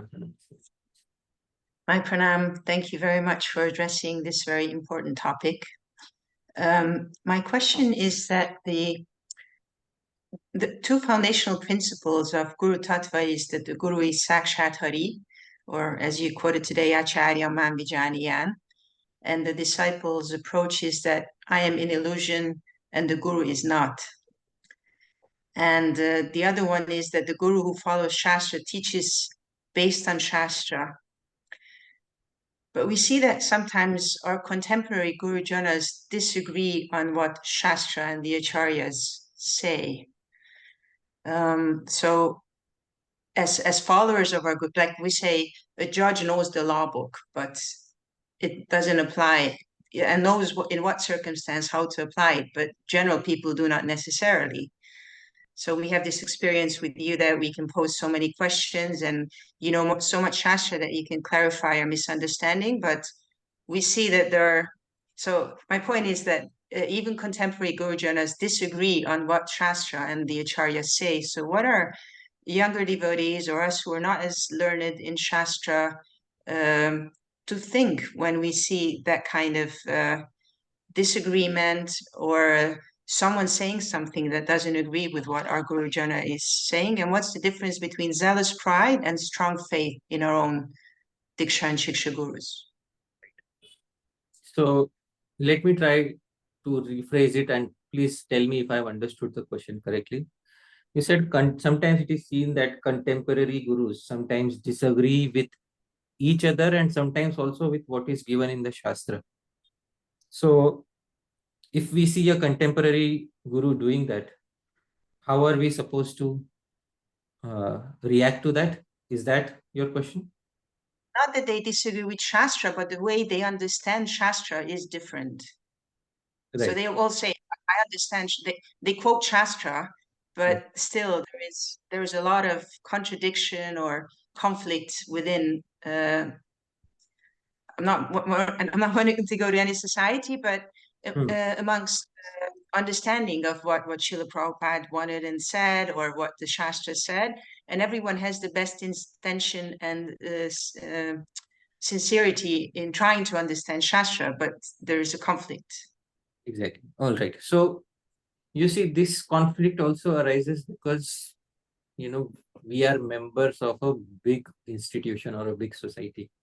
And because some common interest is there and one guru is taking a different interpretation of Shastra and another guru is taking a different interpretation of Shastra. And based on this, there is a difference of opinion. Usually when this happens, every society is supposed to have a body of learned Brahmanas who can be consulted in resolving such issues. And, because such issues it is not expected that the devotee who is new in devotional service will be able to resolve them. So every institution or society needs to have a Brahminical head, which will resolve all these so-called issues, and the gurus need to agree that we will accept the conclusions of the Brahminical head. If that is done, most of these issues will already been taken care of. But in many cases, it happens sometimes that even though, some of the learned Brahmanas are saying, no, your interpretation is not correct. See here, this word you have not interpreted correctly. Sometimes some individual still sticks to his interpretation because they have already in their minds, they have fixed that I want to behave like this. In that case, it starts creating a disturbance in the society because Shruti, Smriti, Puranadi, Pancharatra Vidim, Aikantiki Harer Bhakti, Utpataye, some disturbance is created. As long as the disturbance is not big enough to disrupt the entire society, or to cause factions in the society. Till that time, still there is some hope.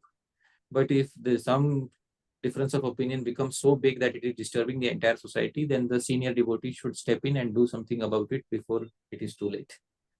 So it is, since the question has an institutional angle to it, therefore my suggestion is that the institution should have a body of brahmanas who are learned from all parts of the world and who don't have any specific interest in defending or critiquing anybody. So if at least 5 or 6 such brahmanas can be found, then their opinion should be heard. And this was also, this will be a very great service to the founders of those institutions. That is my answer to your query. I hope it satisfies to some degree. Yeah, there was just another aspect. Thank you so much for this. That the young devotee whose guru is being, let's say, defeated in his understanding, how is he or she supposed to think, and what's the difference between zealous pride and a strong faith in my own spiritual master? If a particular guru is proven incorrect in their understanding and the guru graciously accepts that, okay, my understanding I will update, then the disciple should also understand that this is not only with one's guru. In the entire tradition, there is a history of, sometimes the acharya's understanding also getting updated. I gave an example from the Bhakti Rasamrita Sindhu commentary about eating in front of the Lord. So in many occasions, the understanding of the acharyas also sometimes has been updated by latter acharyas. Sometimes it may happen amongst contemporary Vaishnavas also, as long as it was done in a respectful manner, as long as somebody's nose was not rubbed in the ground.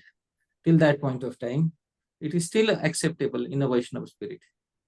But if people were humiliated, then the disciple should not listen to a source which humiliates one's guru. So that is not expected from the disciple. I hope that satisfies your query. Yes, thank you very much, Guru. Hare Krishna. Hare Krishna. Next we have Shant Madhusudan Prabhu. Hare Krishna, Guru. Thank you so much for your wonderful lecture. Prabhuji, my question is that you explained that the apparent fault seen in the body of the acharyas or the guru is due to the material body that they are in, and the material nature is provided that material body. So we can see the apparent faults in them. But I have read somewhere, or I have heard from bona fide source that till the time when we are engaged in a devotional service, our body gets spiritualized. The body doesn't remain material longer. It gets spiritualized. Okay. See, as long as the body is a body given in the material world, sadhaka deha. The sadhaka deha is a spiritualized body, but still it has a touch of material nature. You cannot deny that the sadhaka deha, the body of the sadhaka, has the touch of material nature. As I said, material nature produces 6 transformations. I had specified this in one of the talks. Jayate, it takes birth. Asti, it remains for some time. Vardhate, it grows. Viparinamate, it transforms. Apakshiyate, it gets deteriorated. Nashyati, it is fully destroyed. If you are seeing 6 transformations in any material object or any material body, it means there is an element of material touch to it. As long as there is an element of material touch to it, you will see these 6 transformations. But you are not supposed to take these transformations, as indication of materialism being predominant in the guru, because Gangam Bhasam na Khulu Pudaptena Pankai.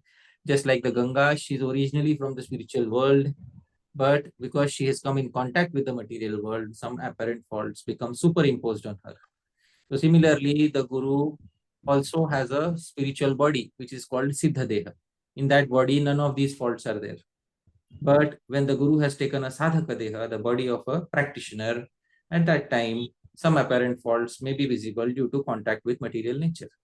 These faults should not be taken very seriously because the guru also has a Siddha Deha, a perfected body in the spiritual world. That is the answer to it. Thank you so much for the Next we have Srila Prabhu. Hare Krishna Prabhu, my sadar pranam to you. Prabhu, your class was really excellent, and definitely it will help us to establish a lot of clarity in our thoughts, in our words, in our deeds. Thank you very much for the same. Actually, I don't have a question, Prabhuji. I have one small doubt. So I will ask you that doubt. When you started your class, you gave one statement. You said one statement. So I had a doubt on that. I apologize for that doubt, but I hope if you'll give some in-depth to that statement, that might give some clarity to my thoughts. You said that seeing our endeavors, Srila Rupa Goswami glances to us, and so that our endeavor is very successful. So what exactly that meant, I was a little bit bewildered, Prabhuji. I'm in the beginning of the talk, I prayed that I hope that in the entire series of Upadeshamritam that we are currently carrying out, Shri Rupa Goswami notices this effort of speaking upon the Upadeshamritam, and I hope he blesses the effort. Even if once he does that, at least I will consider my effort to be successful. So that is what I mean. Okay. Thank you. So I'm sure about it, Prabhuji. Thank you. Okay, thank you so much, Rosie. Next we have Rohini Nandan Prabhu. Hare Krishna Prabhu. Thank you so much for the wonderful class. Prabhu, I wanted to ask, you mentioned about Jiva Goswami and Vishwanath Chakravarti Thakur having different opinions about, taking prasad in front of the Lord. I think in one of the classes he had mentioned that, when we have differences of opinion between two acharyas, if we take shelter of one of the acharyas, then our position is secured. So how do we understand that? Does that mean if I follow say Jiva Goswami in this matter, or in some other case, then I will follow okay, whichever is convenient for me or whichever is easy for me, okay, that then I take shelter of the other acharya. Does that mean, or if I follow one acharya, then I should just stick to that particular acharya and follow whatever he says? The thing is, I remember I was speaking about, that time I was speaking about a particular nyaya, which is called Udit Anudit Hom Nyaya. So I'm sharing my screen. This is what it is called, Udit Anudit Hom Nyaya. Udit Hom and Anudit Hom. In the Vedas, different branches, they have different instructions regarding Homa, offering sacrifice. Some branches of the Vedas say you should offer sacrifice before sunrise.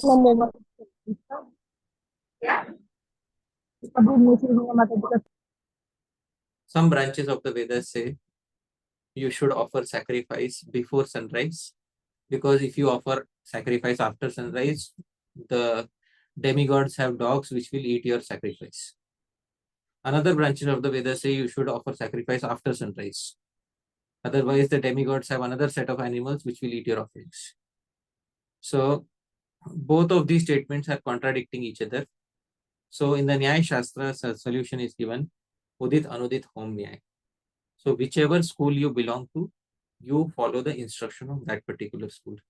This is called Udit Anudit Hom Nyaya, and the negative effect of the other school will not be incurred by you. In this case, what is happening is both acharyas are of our school only.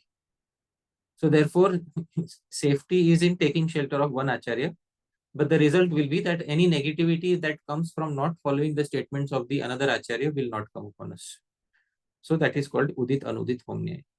And it is not upon one's convenience or something. It is based on what is yukti yuktam for you. What appears more logically reasonable and rational from, and more closer to Shastra from your point of view. That freedom you have, because it is both of your acharyas who are, at some apparent conflict here. So at that point of time, yukti yuktam, what appears yukti yukt for you, what appears logically more practical and doable and logically better for yourself, that may be different for another person. Udit Anudit Hom Nyaya. That is what it is.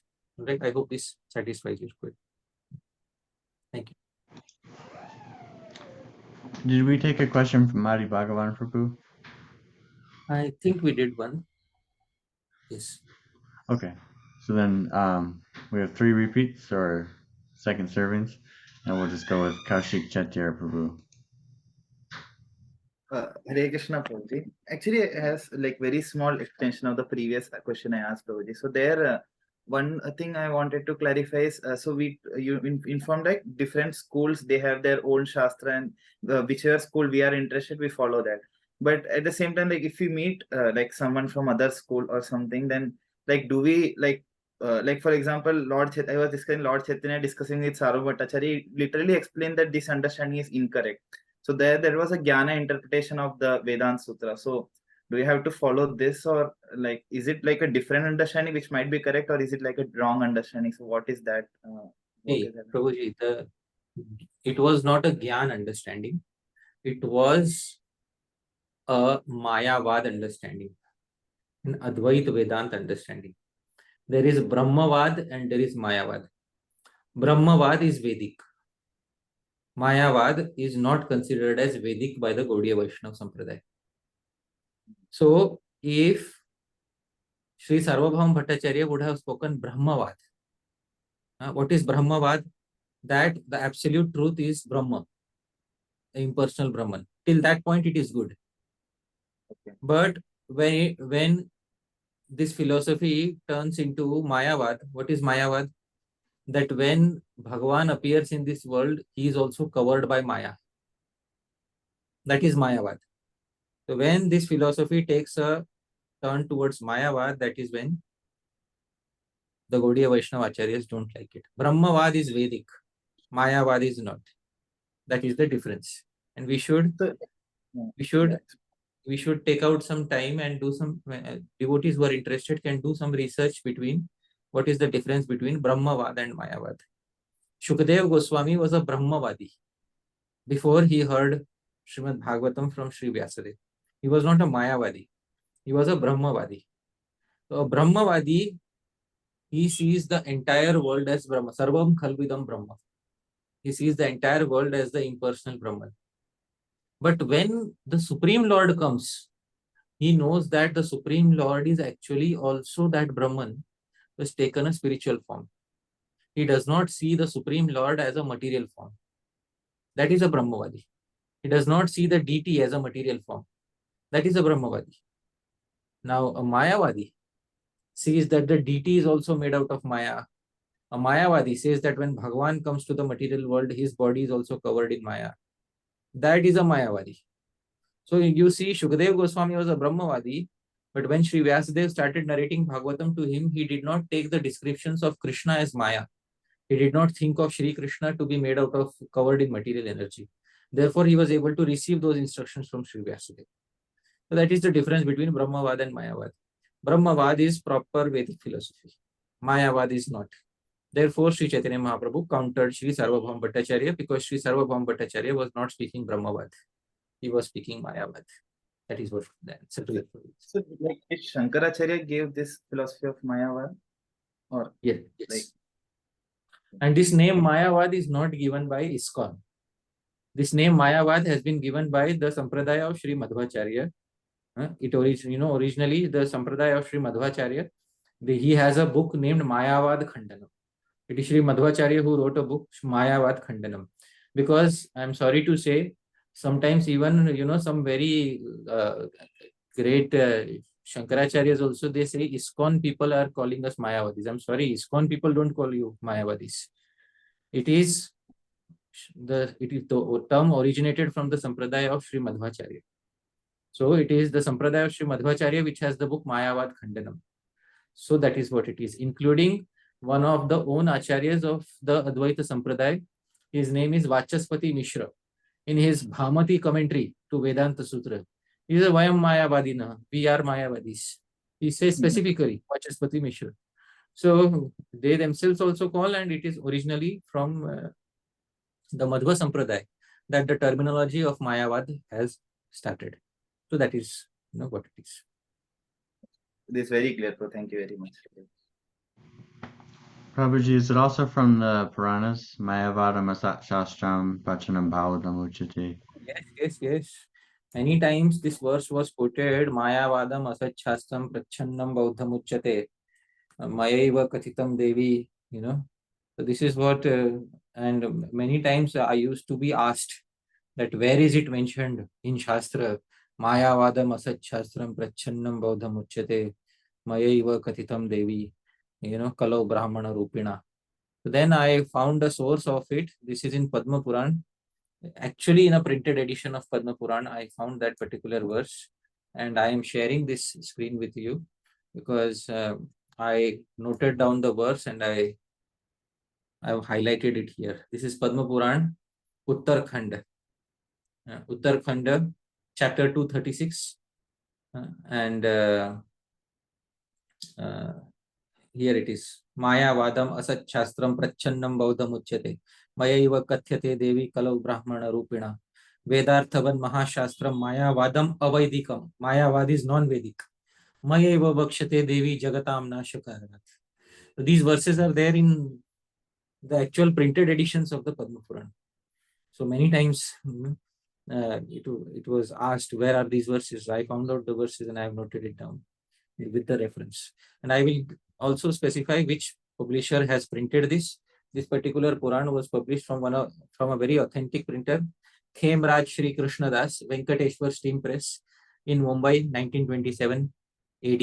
It was printed, and in this Padma Puran, in the 6th Khanda, Uttarakhanda, chapter 236, verse number 5 to 6 and 9 to 10, I have quoted. So it is right there in the Shastra. All right.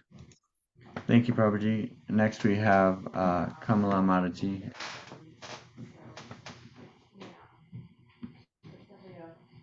Hare Krishna, Prabhuji. Thank you so much for so good answers of the questions. So, Prabhuji, whatever we discussed today, and especially the answer to my previous question, does it apply to only initiating guru or all the shiksha gurus or all the acharyas, or like how it is? Like, it applies to specifically this instruction of Upadeshamritam applies to all Vaishnavas in general, specifically to one's Gurujanas, whether they may be Shiksha Guru or Diksha Guru, specifically also to one's Diksha Guru and the previous Acharyas who are in the Diksha Parampara.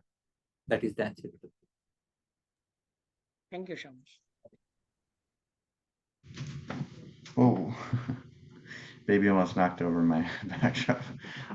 Next we have Santosh Chaitanya Prabhu.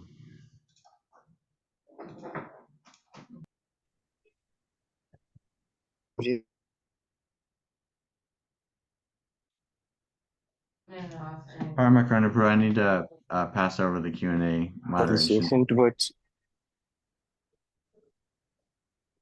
Can you hear me, Prabhu? Yeah, now we can hear you. Please speak.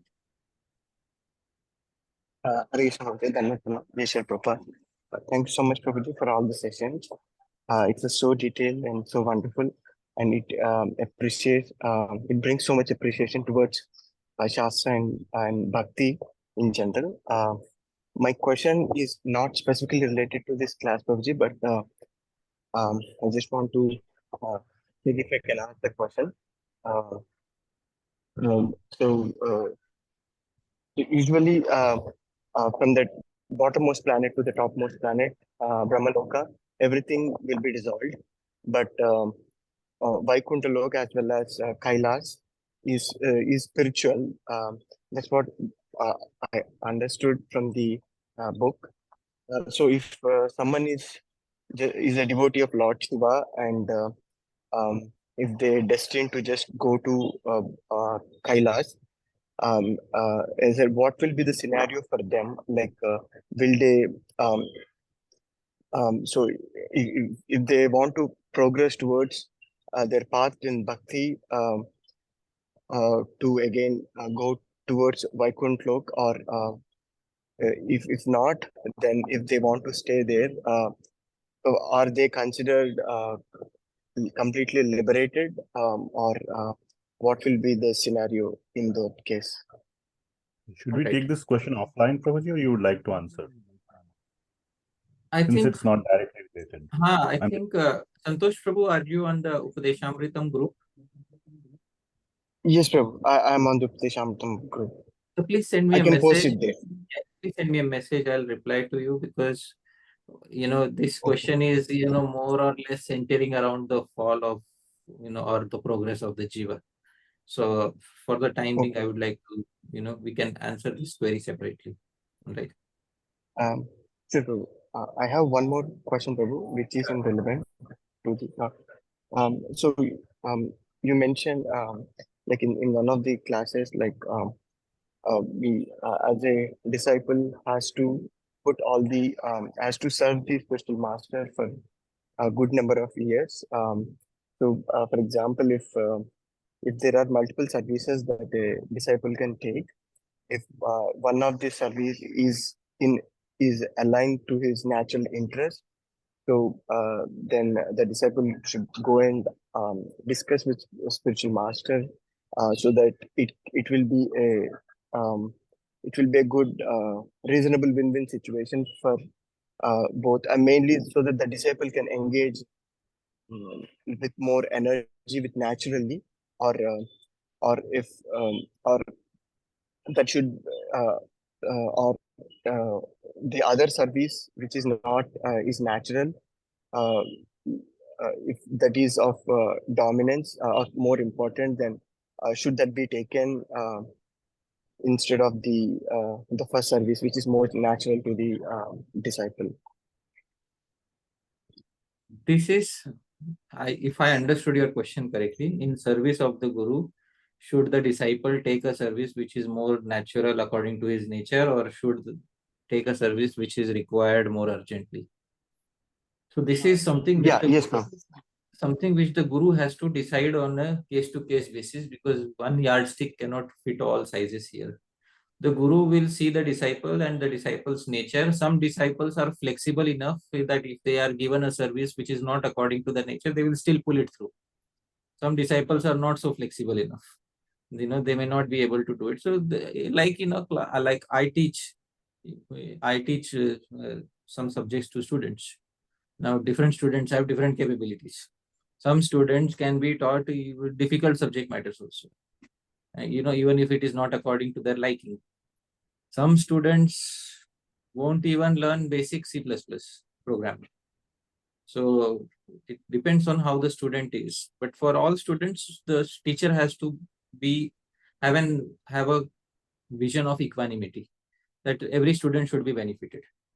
So similarly, the Guru should benefit each and every disciple based on the caliber of the disciple. But this the Guru will decide, and the Guru should be of that maturity that they can give a proper service to each disciple. So, but whatever service the Guru gives, the disciple is supposed to carry it out. The Guru should know this fact that every service that they give to the disciple is obliged to carry out. Therefore, the Guru should also think properly before giving the service to the disciple, so because it should be within the caliber of the disciple. That is the answer to the query. Thank you, Prabhuji. Okay. Yeah, next we have Adi Bhagwan Prabhu. Please unmute yourself. Hare Krishna, Prabhuji. Dhanutana. Prabhuji, my question, as per the understanding of the session, I understood that the Shastras are the paramount, and the Gurus and Sadhus, as you quoted from Prabhupada also, they are having authenticity because they follow Shastra. Yeah. So now my question, Prabhuji, is that generally we understand that the words and the actions of Gurus and Sadhus will match with each other as well as with Shastra. But there may be some instances where it may not happen, where the words and actions may not match. So my question is, in general, when both are matching, so is there any preference in following the words or actions of the acharyas and sadhus? And some cases like where it may not match with Shastra, one of them. So which one should we follow? Hey, if from our vision, it appears that the behavior is not matching the words, still our literature tells us to be a little considerate and kind. It's a Vaishnavera Kriya Mudra Vikyana Bhuchai. Sometimes it is said that, a Vaishnav's actions are not sometimes easily understood, even by the learned people. So sometimes we need to step back and say, well, this is a rare occurrence, so I don't want to judge it so quickly. But if deviation from Shastra becomes the normal behavior, then alarm bell should go off. Because that is when another verse starts getting applied. Gurorapyavaliptasya karya karya majanata utpatha pratipannasya parityago vidhiyate. Karya karya majanata. A guru who does not know what to do, what not to do, is regularly misbehaving. That is a different case, and occasionally, once in a while, if the guru displays some behavior which may not be in accordance, Vaishnavera Kriya Mudra Vigyana Bhujaya. That verse is for that occasional, difference that you may see. But if you see a regular deviation, then you have to consult Vaishnavas who are senior to you and who can understand your case and who can give you a solution individually. That is what it is. Okay. Prabhuji, what in the case like if words and actions, we may not know the Shastra and we may not be in a situation to consult somebody, but when the words and actions both are like different of the Acharya and we don't know which one is matching Shastra, is there any preference in following words or action when one of them we have to follow? See, this decision should not be made by the devotee who is unaware of Shastra. A devotee who is unaware of Shastra should spend time in making himself or herself aware of Shastra. So the first thing that a devotee should do is have such a guru who can train them in Shastra, and at least a Shiksha guru who can train them in Shastra, in the culture of Shastra. That is the main thing they are supposed to do in the initial phase of their spiritual life. There are so many Bhakti Shastras which the devotee is supposed to study.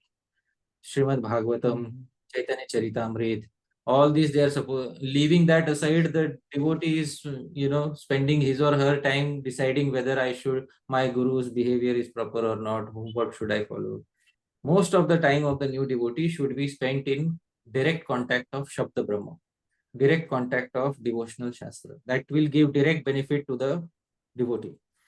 That time which we spend in direct contact with Shabda Brahma, with the devotional literature, is our direct benefit. And that is what the new devotee is supposed to do. So the new devotee is supposed to spend maximum time doing this, because that is how, by understanding devotional Shastra, by performing regular Kirtan, by performing regular Japa, by performing regular Smaran, that is the pathway to progress in Bhakti. That is what the devotee is supposed to do. For the time being, the devotee who is new in devotional service should not bother with other details because he does not know Shastra. First, he should know Shastra in order to understand the subtleties of Shastra. Then only they can come to a conclusion whether the Gurujanas are behaving according to the Shastra or not behaving according to the Shastra. That is the answer to the query. Yes. Thank you. Thank you so much. Next, we have Deepayan Prabhu. Thank you very much, Prabhuji, for all the answers today. Small follow-up from my previous question. So I had previously heard this story, and the lesson was that, Jiva Goswami, he was correct in trying to defend Rupa Goswami's writing. But then when Rupa Goswami is correcting him, so even though Jiva Goswami is correct, but he submitted like that. It's not like that. Now hearing from you, it's not like that. Hearing from you, I understood the story. Now, this particular thing that I said, that even though Shishya is correct, but he's being told something else. Do you have some thoughts on this? I wanted to ask you just that, and how. If the Shishya is correct, see, the Shishya has been given one instruction. I'll give one instruction from Hari Bhakti Vilas, and all disciples should note this instruction very carefully. Sometimes we may find our Gurujanas occasionally, not regularly. Sometimes we may find our Gurujanas doing something which is apriya. Apriya means which is not dear to us. and we may think we are correct and the Guru is not correct. But there is a instruction given in the Hari Bhakti Vilas, and I will specify this. This is from Hari Bhakti Vilas chapter 1, and this is verse number 99. Let me pull out that particular verse because it is a very important instruction for all of us. Yeah. I'm sharing my screen. Here it is.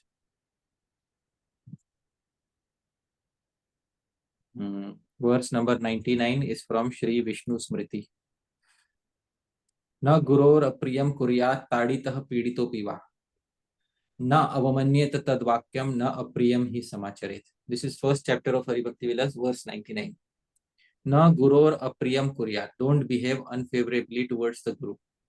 Taditah. If he chastises you also. Pidito, or physically also, because previously Gurus sometimes would hit the disciple physically. Wow. Even if the disciple physically hits you. So this is for occasional, sometimes the disciple has no, this is in the Veda Shalas, in when they are teaching the Vedas, a disciple is frequently pronouncing the syllables incorrectly.